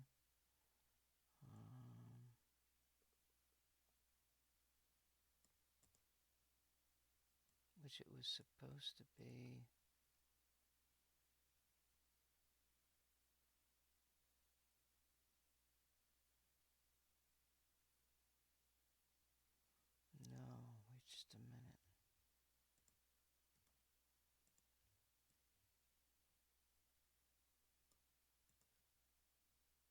has to look like this.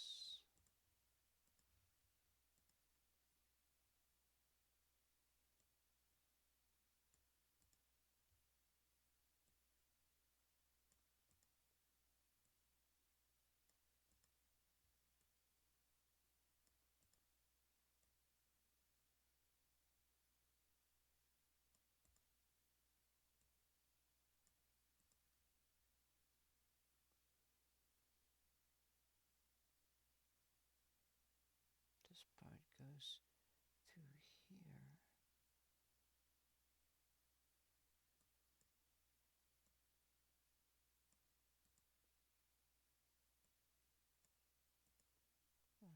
This is at a 45-degree angle.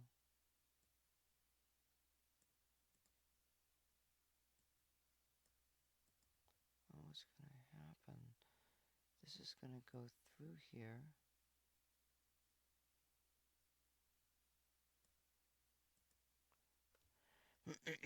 This distance is 3.5 inches. The tuning cavity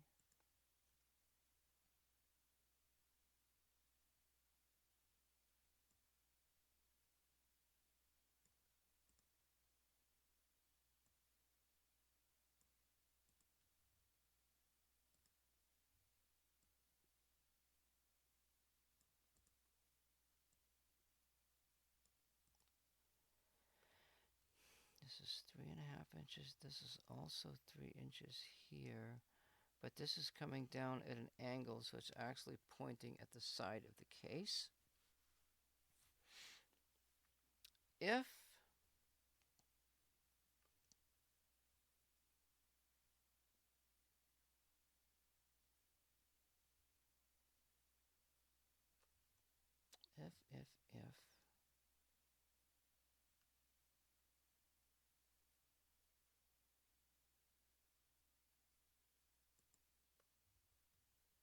If it's coming down, so it would be the same if it's 45 degrees.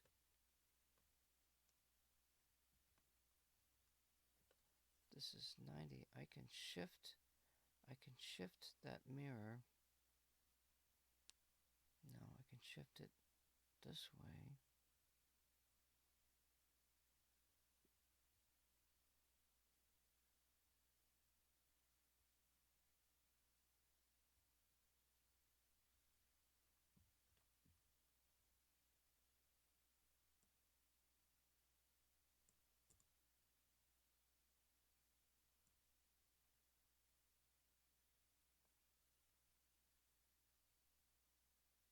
Yeah, I don't know.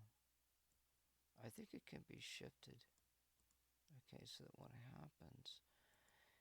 This is at the center, so if I put an arrow over here, if I go like this, this is kind of like moving outside of the thing here. And then this one, this is going straight across through the windows. And this one is going to go underneath.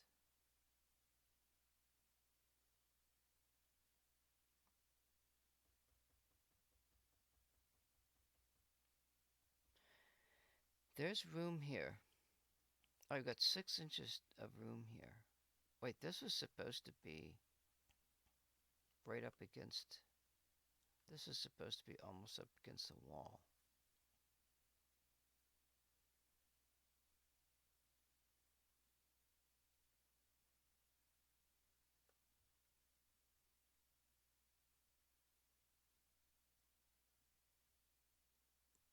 And this one,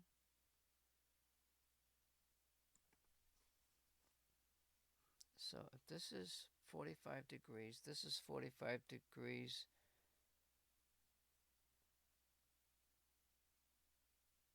But it's tilted at 90.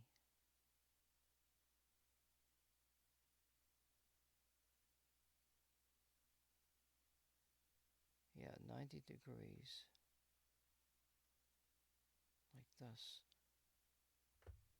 90 degrees from So you've got 45.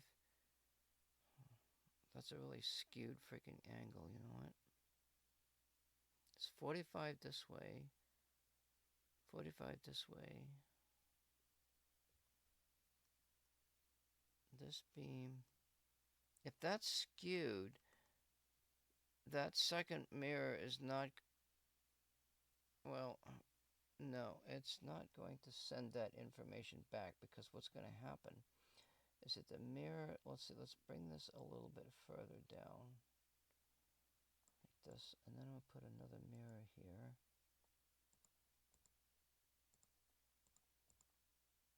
Put a mirror here, it's up like,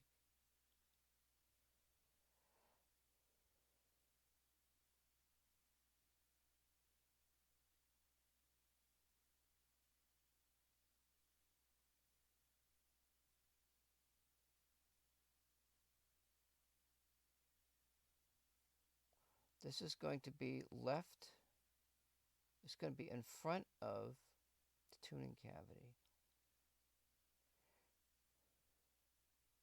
This is facing the mirror. It's 90, so I can only go, the most I can go is 45 degrees.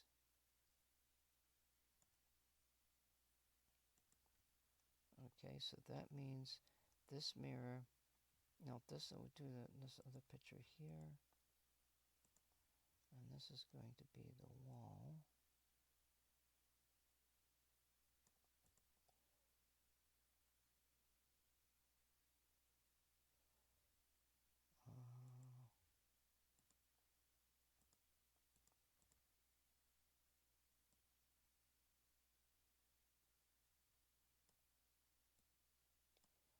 That's the vibration mirror. And then if we go here,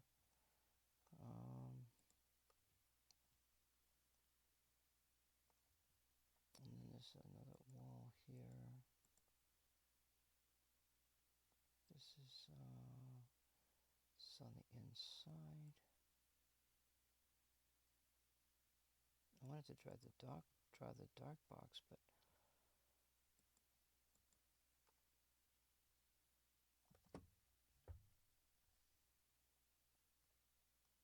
the second mirror can be up high enough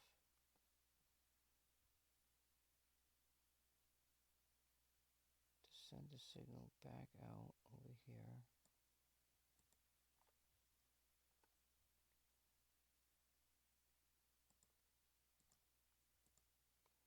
This comes up here. Oops, shit. The right color.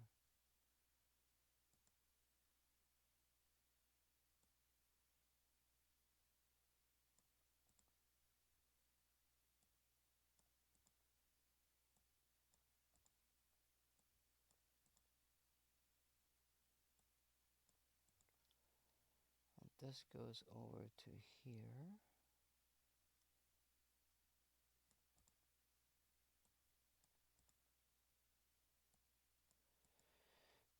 And then we'll put, let's put a hole in here.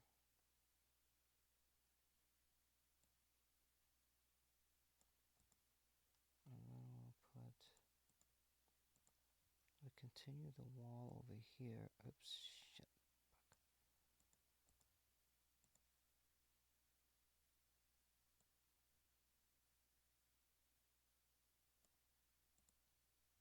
Grab this.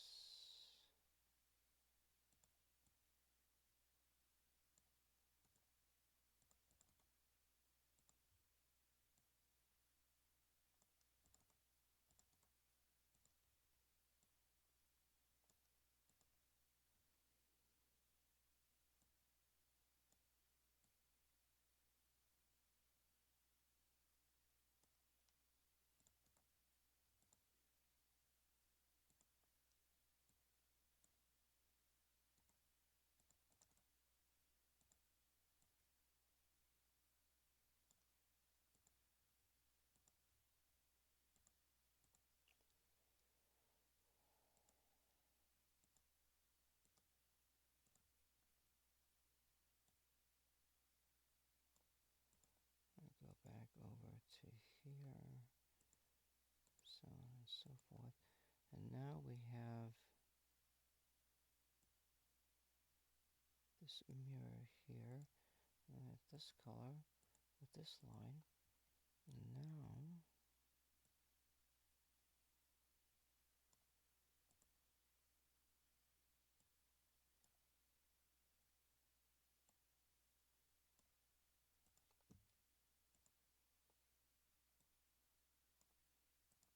yeah, boo-boo.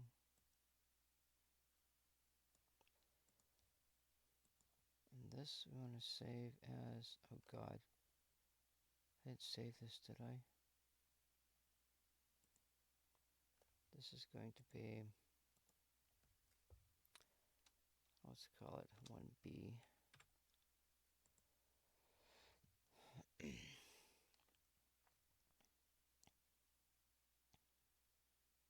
So the only problem with this, I don't think that's going to reflect back. That has to be 90 degrees.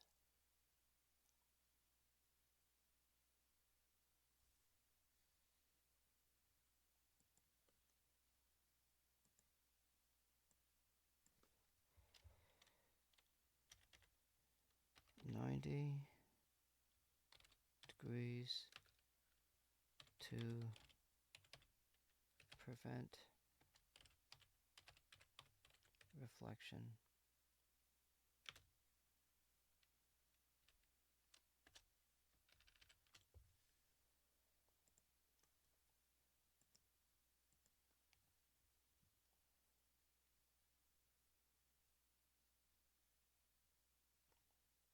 So then the light beam goes through here. It does whatever it's supposed to do over here. But now in this case, I don't have my. I wanted to have a system where that mirror image could go back and forth across. I wanted that to be a tuning cavity, sort of a tuning setup between across that cavity. It's so I could probably do it. It seems like, but that's not what I'm looking at right now. We're looking at, so this beam's going to come all the way down here. It's going to reflect all the way down here to the vibration mirror. Now I have a control signal. I'll just put this here.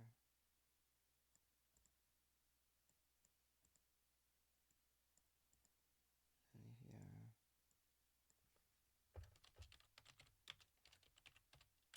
Light source. Control. Now what's going to happen is I'm going to lose half my power going into the beam splitter. I already know that. Number one. Number two, you've got to set this beam splitter up, and it's added. This adds another level of complexity. So if I lose 50% to the main beam splitter, now I've got 50% going across. I'm going to hit another beam splitter. So now I'm going to have 25% going laterally across the tube. And I've got 50% going into the tube. Maybe. And so then I've got 25% going down to the vibration mirror. You know what? This actually might work. Because the vibrations are going to be at least twice as high. All right, so if I've got a signal that's coming from the first beam splitter, it's now 50%. Then it goes to 25% off the yellow mirror. So let me just go ahead and go back to this color and here, and let's see here. We'll put down 25% light power is going to come out of that mirror. So not That's not twice as much. It's 4 times as much loss of light going into the vibration mirror. Now it's just hitting mirrors and lenses and whatever. It's not hitting no beam splitters.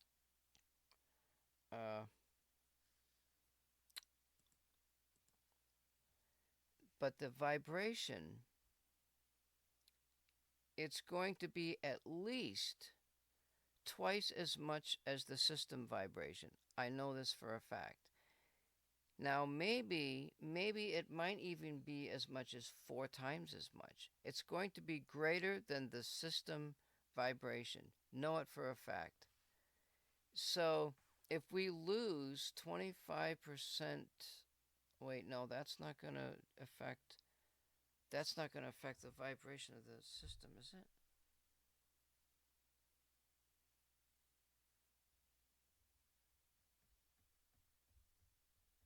That's light intensity. Vibration is not a change in light intensity. It's a change in light. It's a change in light frequency.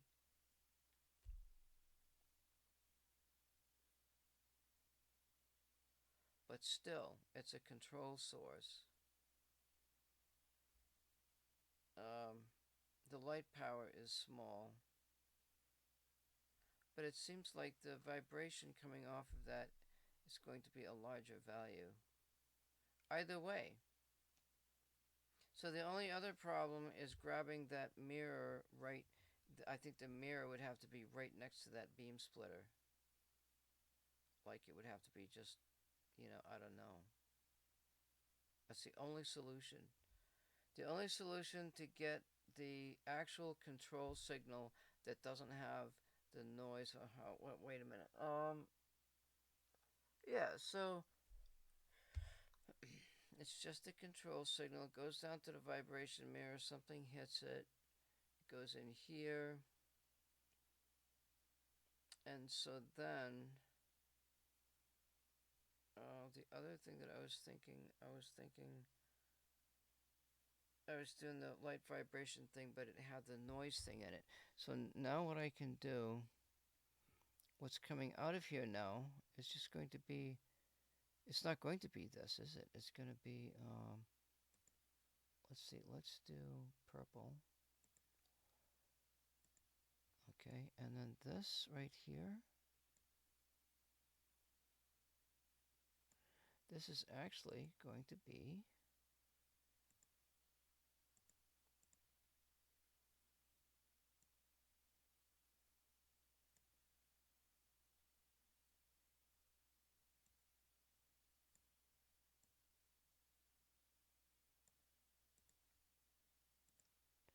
it's just going to be this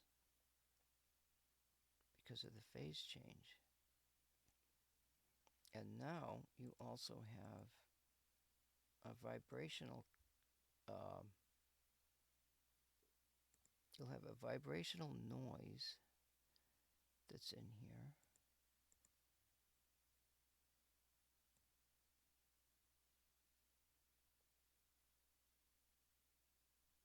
And that vibrational noise is going to have a phase. Here we've got vibrational noise. Let's do this. Shit. Now this is going to be a larger component. But it's going to be identical in frequency to this one. So what we do is we'll grab another one of these. And we'll do this here. I don't want to line it up with that because that'd be confusing.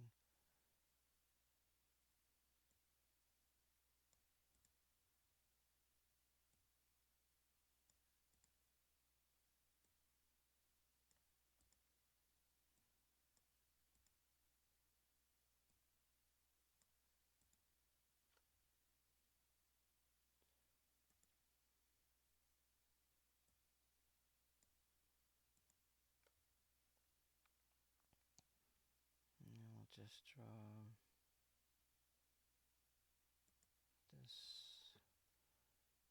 this goes down here.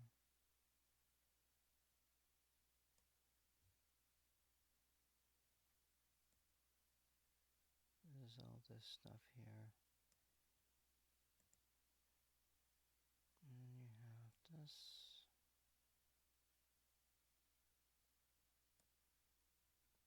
And then you have this dude.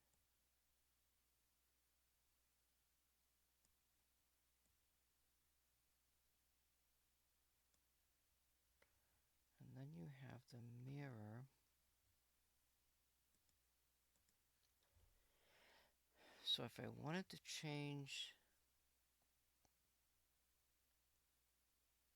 I'd have to tune it. I'd have to calibrate the system with noise pulses.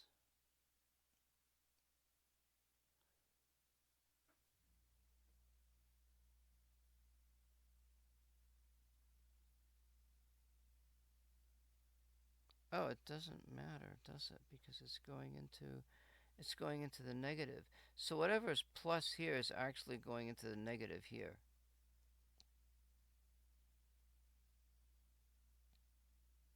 Now this is light, okay? So the noise actually, it's going to have, there's going to be, let me just put in this dude here. Let's see, we got this, and then we got this, and then God known, light to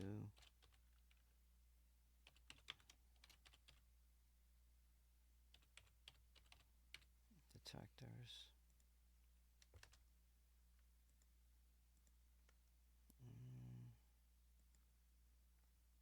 So the light to detectors, like they're gonna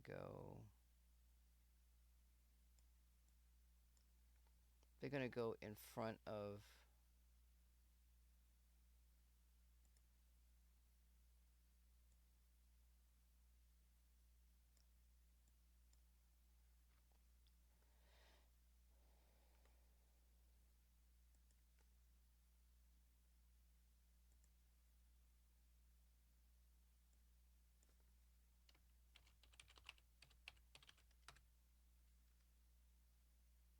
actually we could do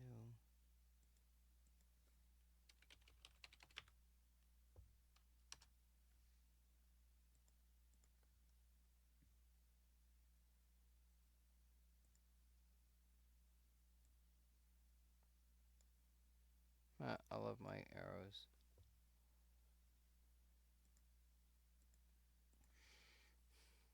Now there might be some other stuff in there, you know. It goes to the camera, like it goes to the camera. It could have the beam splitter. The beam part of the beam goes to the camera. The other beam goes to the detectors. Something like that.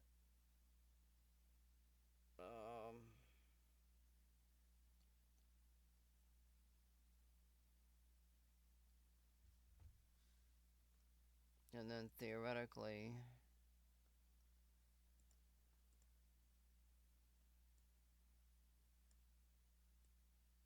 all you have left is this.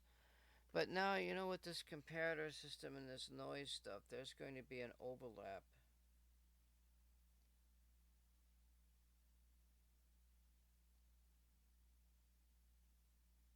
There's going to be an overlap between the information.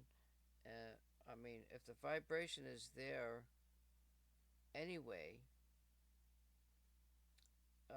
maybe you have, let's say you have 25 to 30 some odd percent loss of signal information, but the rest of the information coming out is going to be clear, you know? That's my thinking.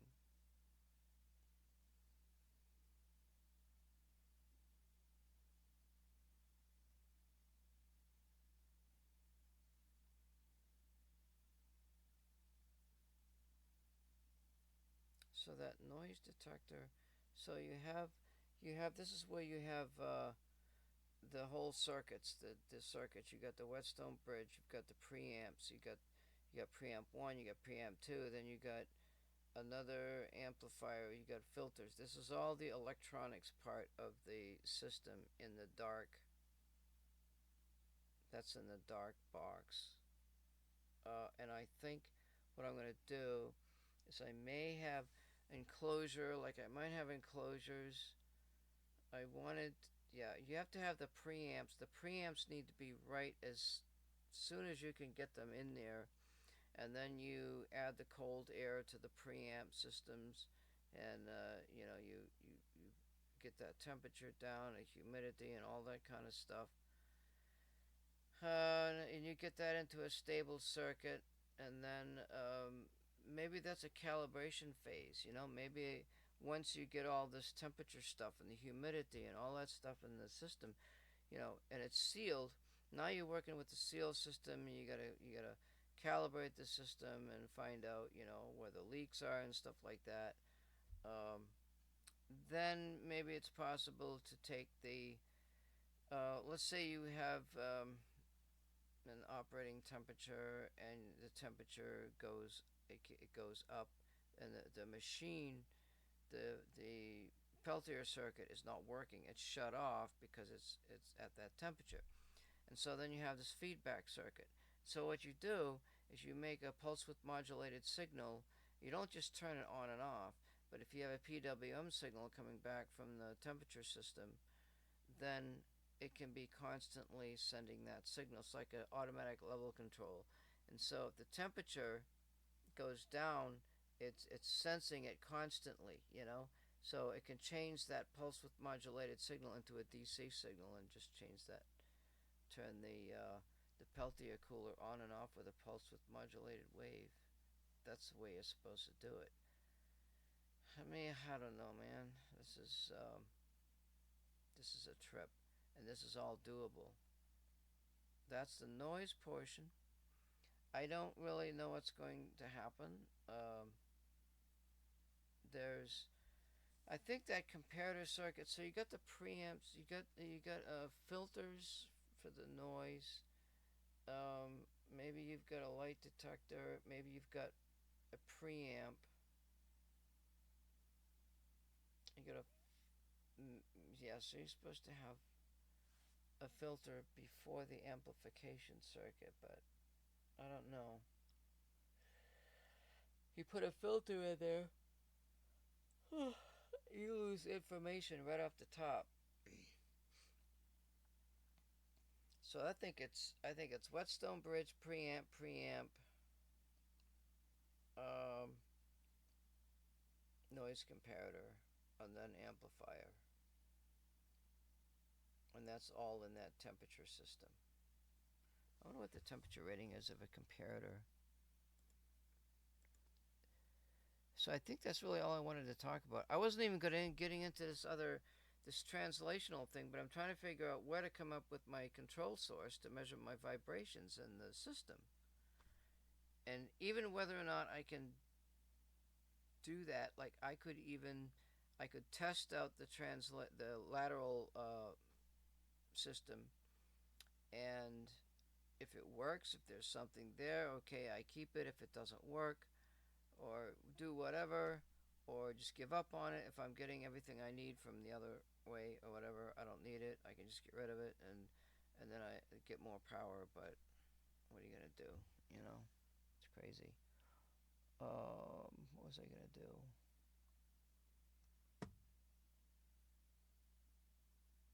Yeah, ideas. I think that's it really. I gotta work on these. I gotta work on this stuff. You know, gotta get some sleep and think about everything. Um, I thought I was gonna go into a couple of videos, but let's just chill out here for a minute and see what's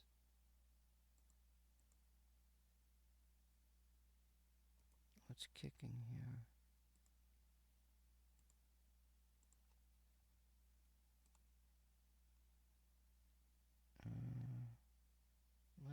Oops, not supposed to be there. Not supposed to be YouTube.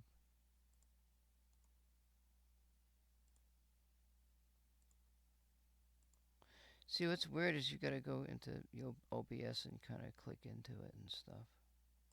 Let's check out a couple of videos.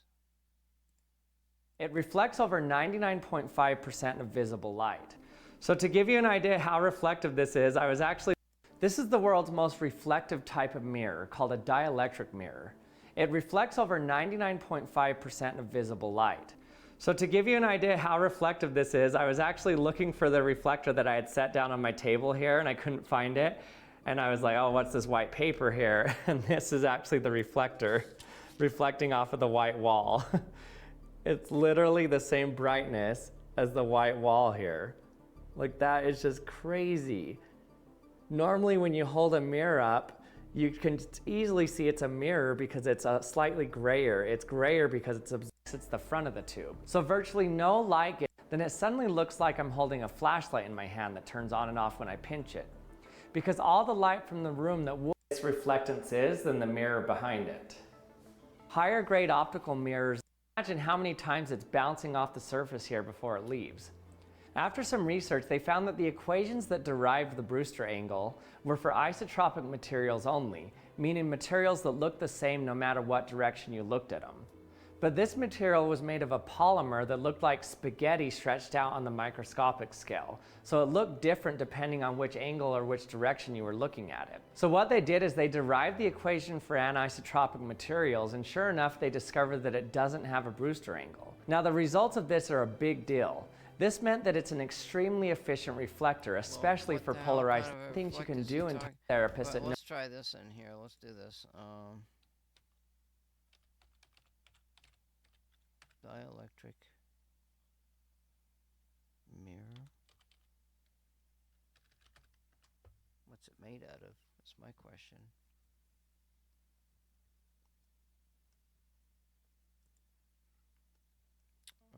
Actually, Dinkmeyer. Dinkmeyer. What is dielectric mirror? How to make a mirror TV. For a mirror TV project.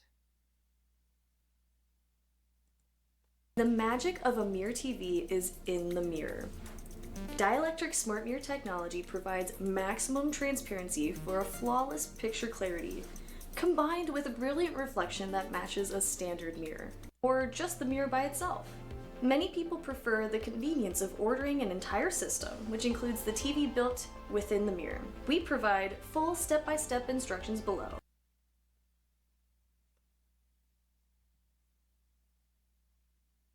Dielectric coating.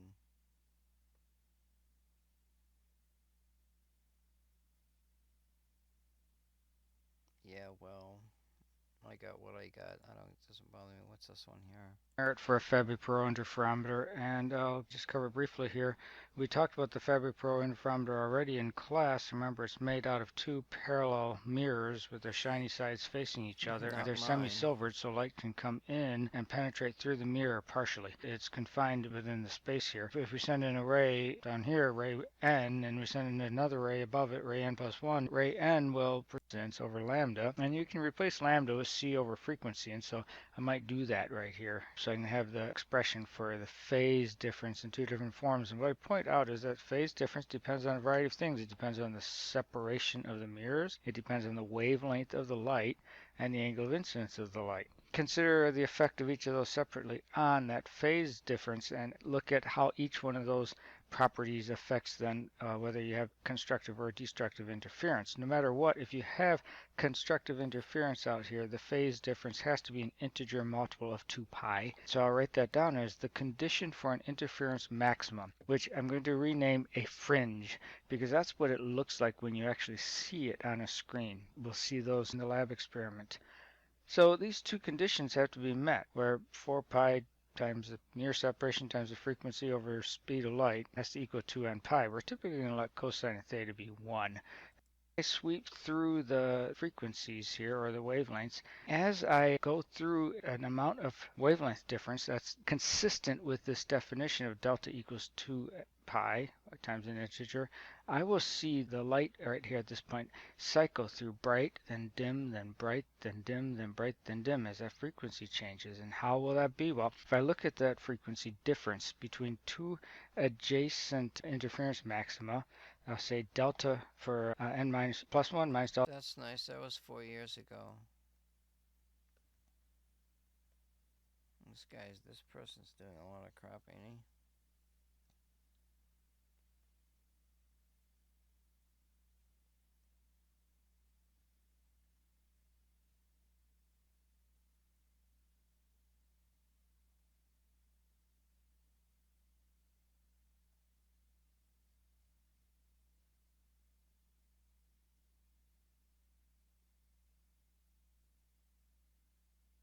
He's got a lot of lens stuff in here.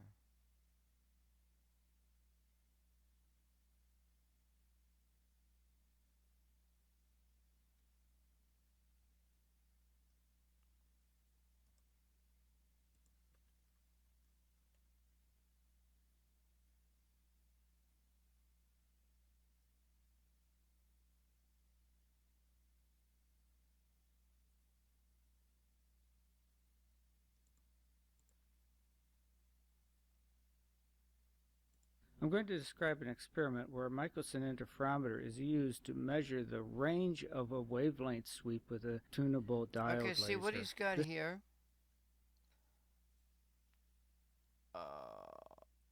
Where is the beam coming from? Okay, the diode laser's at the top. L1, look at L1 is like so many times longer than L2. And so that distance is supposed to be equal to twice the length of the tunable laser to L whatever. This is applicable to those doing the same place where they originally struck the beam splitter. There is a new beam emerging. The electric field of the emerging beam can be written as a superposition of the electric fields of the two split beams, where each beam went a separate path length. One of them went a length of 2L1 and the other one traveled a length of 2 times L2. And that's reflected in these exponentials inside the square brackets, e to the I optical path length times 2 pi over lambda. And they have different optical path lengths, and that's the origin of the interference. They're going to be either constructively or destructively interfering depending on the values of L1 and L2. The irradiance in a beam is proportional to the modulus squared of the electric field, so let's take the mod squared of that. Without diving into the use of the complex functions, the sum of these two exponentials can be rewritten as 1 plus a cosine of their difference. That's left as an exercise to those in the advanced lab to work out. Replacing lambda wavelength with c over frequency nu, it can be written instead in terms of frequency of the light nu. So we can look at things two different ways. It varies. I like the old way, not the new way. Is collimated, and the mirrors and beam splitter are not perfectly aligned. When you have an ideal collimation on your laser beam especially, and when you have misalignment of the mirrors or the beam splitter, which you can't avoid in any laboratory, you're going to see parallel line fringes. I'll put that in a separate video.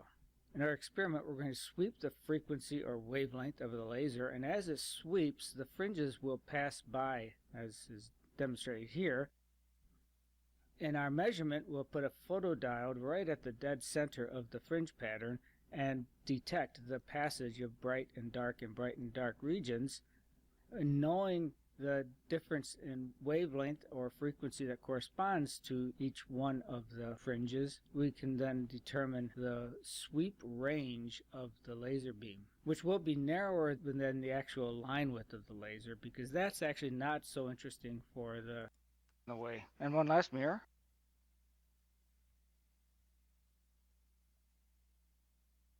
So now all four components are installed in the mounts, and I'm ready to align the laser beam.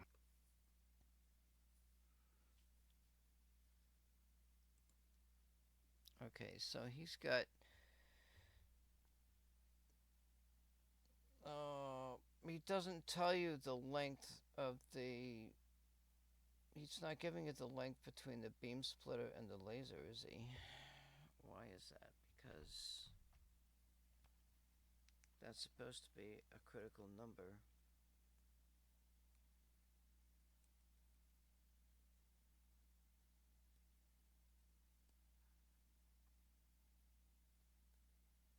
So 533 divided by, why the hell did he come up with that number? It's about 7 times.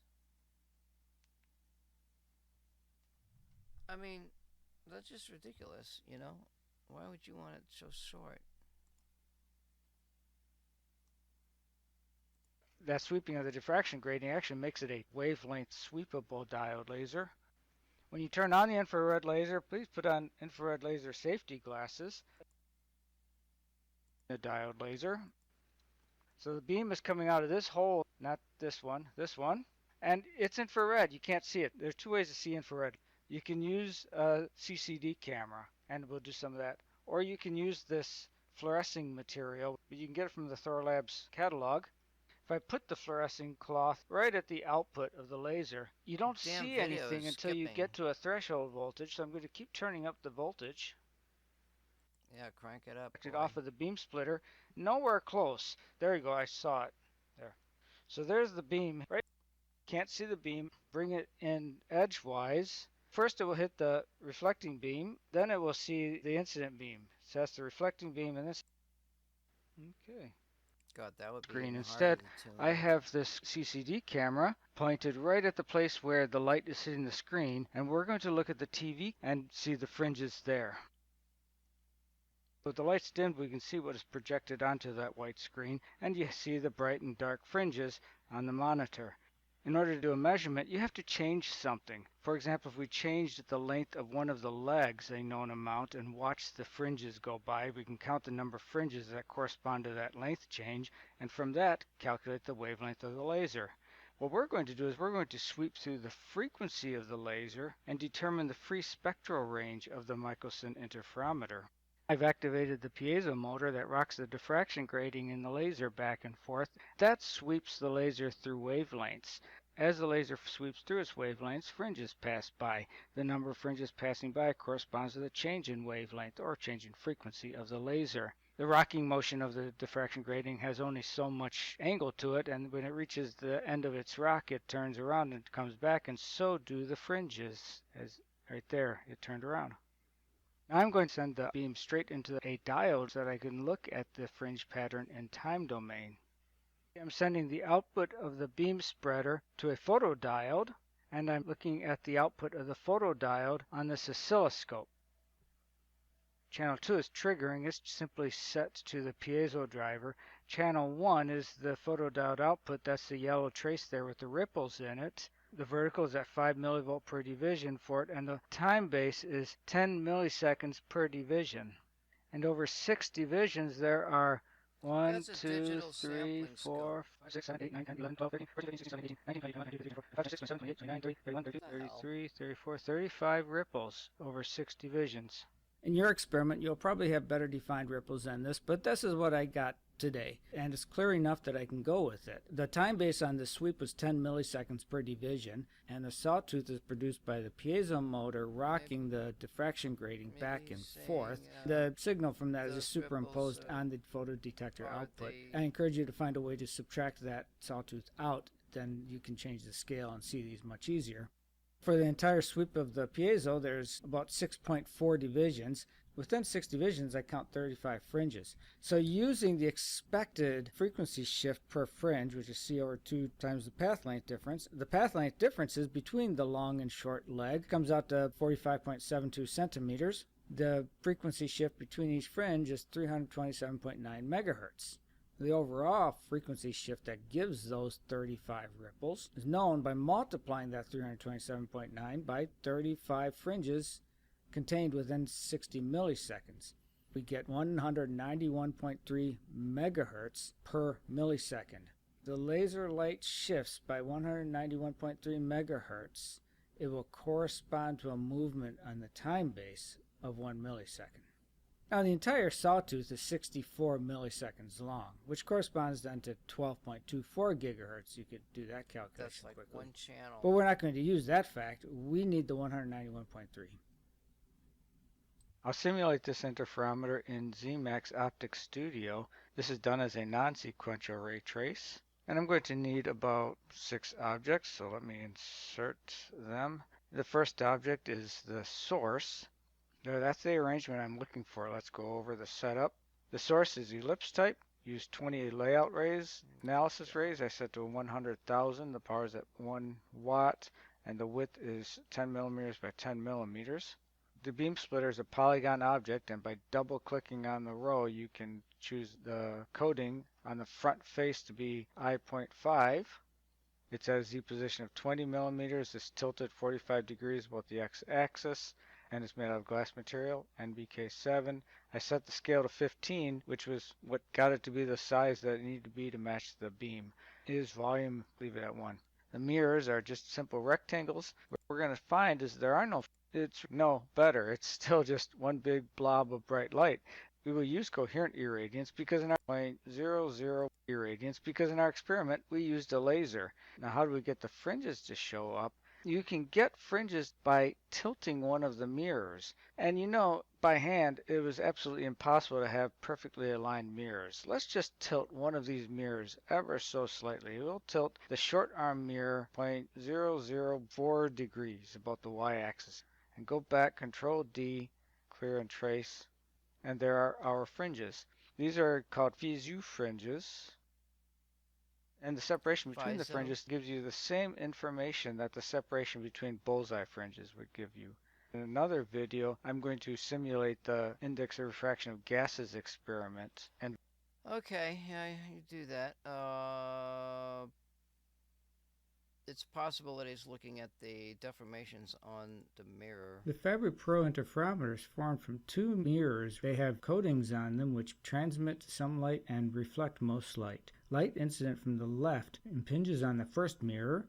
It, phase delta we'll call it, and we'll say the next between mirrors is That's periodic. One of the variables is big R, the reflection coefficient. So we have 3 different graphs here for 3 different values of big R.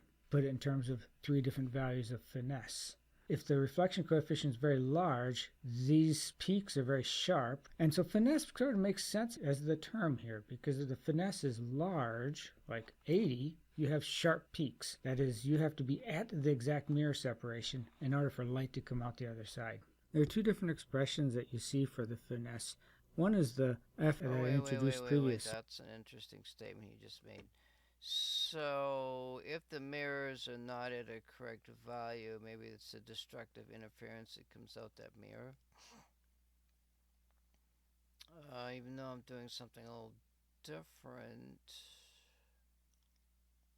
I'm doing something totally different. Based on the reflection coefficients, which is usually called the coefficient of finesse, irradiance emerging from the system. And in between, it doesn't go to 0, but it does become a minimum. What does the graph of the equation look like for a 1.2 micron wavelength? It looks exactly the same, almost. And every 0.6 microns, there will be a peak. As the mirror spacing continues to grow, you see is more and more and more of these peaks. I'm only narrowing in on 2 of them.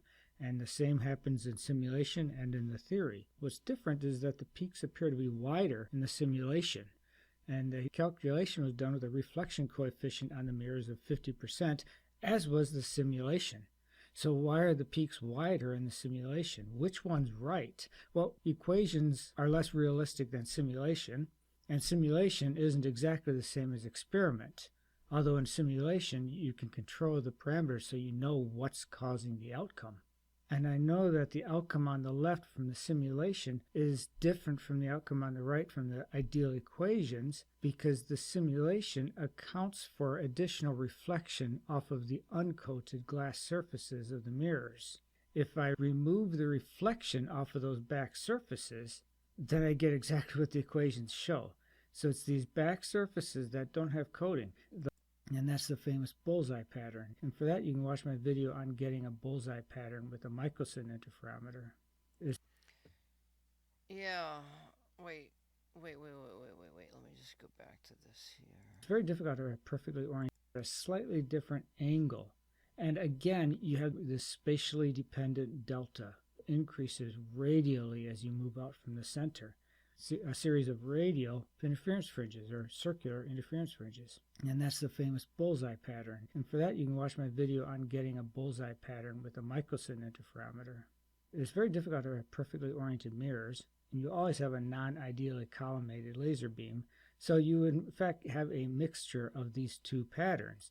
The challenge then is to align those mirrors well so that you don't have parallel fringes.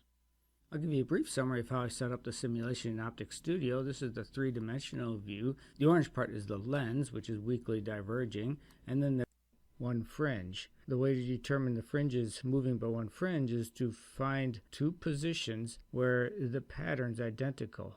At a spacing of 100 microns and a spacing of 100.6 microns, you see really identical bullseye fringe pattern. It took 0.6 microns to get one fringe to pass by. That's half a wavelength. And that's the idea, that when you have displaced the mirrors by half a wavelength, you get one fringe. And that's exactly what happens here. In the second experiment, fringes will be, but you'll still have one fringe passing by when the mirror separation changes. Pass me by. This Fabre Pro interferometer is this tuning cavity I got, but I'm just looking at, I want to look at a few things. Times the input. That's what we get out. Okay, so how do I get the intensity of this term? I just take the magnitude squared, and it's going to be times some constant. It's like mostly we get a very, very low transmission, which we'd expect for two mirrors, but occasionally we get these spikes of 100% transmission. And we can understand this, right? Okay. So if the reflectivity is 99%, 1 minus r, that's like 10 to the minus 2. 1 minus r squared is 10 to the minus 4. So this term in front of the sign is huge. We get a very large factor in front of it. That means that if sine is any minute value even, that giant term is going to multiply it, and we're going to get 1 over something enormous. Right? So the transmission is normally going to go quite close to 0. But this is not hold. So when I set up when I do the calibration, let's say the interferometer is tuned, and then I add the tuning cavity, which is not your typical Fabre Pro interferometer. It has converging lens system in it instead.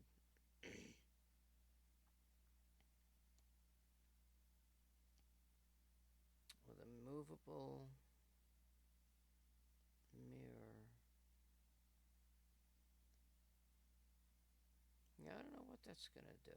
It would seem to me that I could get a focal point, and the two focal points can meet up with each other and create your fringes. But I'm wondering, I think it's possible that they may be so large that you may not see them because it's magnified.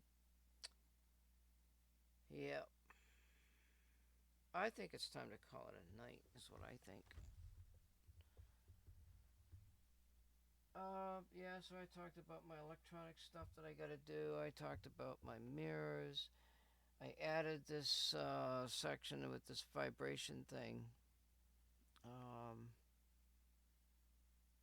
What if I might be able to add the beam splitter without the translational signal going across the light beam through that tuning cavity?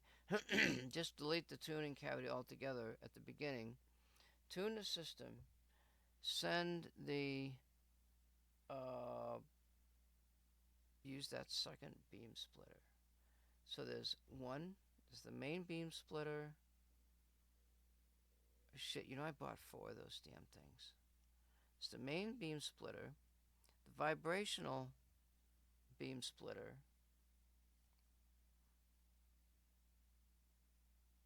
the translational beam splitter, which was my intention.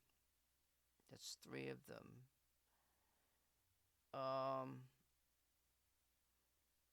And then I got 1 left. there might be a different way to come up with that, you know? I'm glad I only got 4. I don't know what I got. I got 4, I think. And I think I got 4 of the mirrors. Yeah, it'll be interesting. How big is a photon? Who knows? But I'm going to call it a night. I just didn't want to get into actually building any electronic stuff because it's just it's too much, you know? We've got,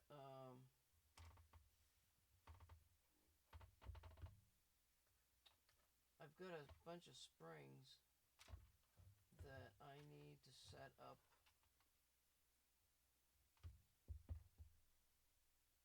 Is that a spring? No, it's not a spring.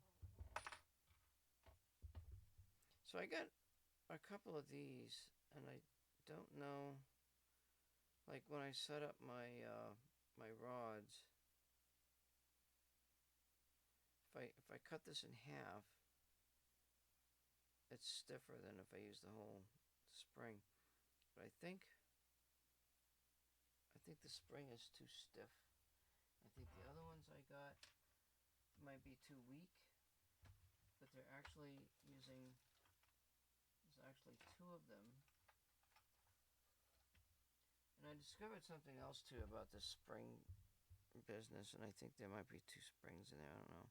So there's like compression springs that kind of go together, and then there's the springs that come apart. And these are compression springs. And I don't know if I can use them. I discovered these. But I got all the springs I need. You know. Oh yeah, there's like this big one here. Wow, that's huge. Holy shit. That actually has some spring to it. Is that the one I cut? That can't be the one I'm using. Wait just a minute now. I don't have the other ones. The other ones I have are, they're smaller than this. This is a larger diameter type of deal, which has some pretty good the other ones are smaller diameter, go to the mirrors. There's only one mirror, there's only 2 springs. Well, no, there's not. There's 2 on the top, and then there's the tuning springs, and that's set to a value. And then there's the springs on the end, which control the fine tuning of that large screw. This just provides a tension.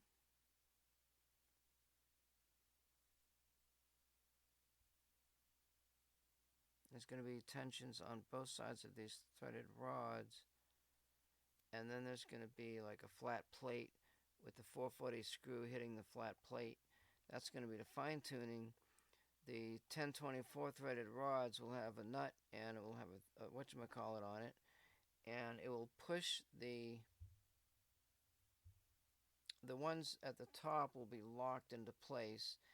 And then you push the bottom ones so that there's tension on the springs, and they have to be set at 45 degrees. So I'm thinking we got 3 inches, and when I go 45 degrees, it seems like, you know, I'm gonna have to change that width of that. In order, like, I want a certain amount of spring tension so that when I take the mirror and go this way, it's going to increase the spring tension. So to lower the spring tension and keep the 45 degrees, I'll have to change the distance between the two. You know, as it goes back, I bring the distance down, and I can calculate, I can see the action in the springs and say, okay, I got 45 degrees. And I've got 50% tension in the springs, and then I can use the little nut, and I can move it back and forth, and I can center the beam, and then let me think. Let me think.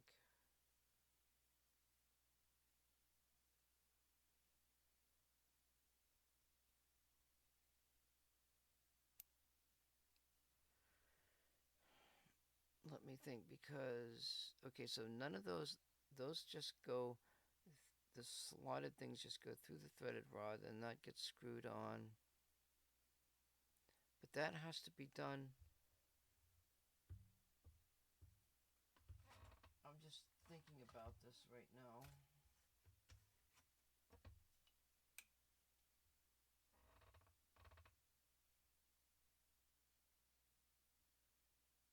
That's 4 inches. Wait, so the distance between the openings is 4 inches. And so I have to get my hand through the 4-inch opening all the way to the other side of the computer case and tune that back mirror.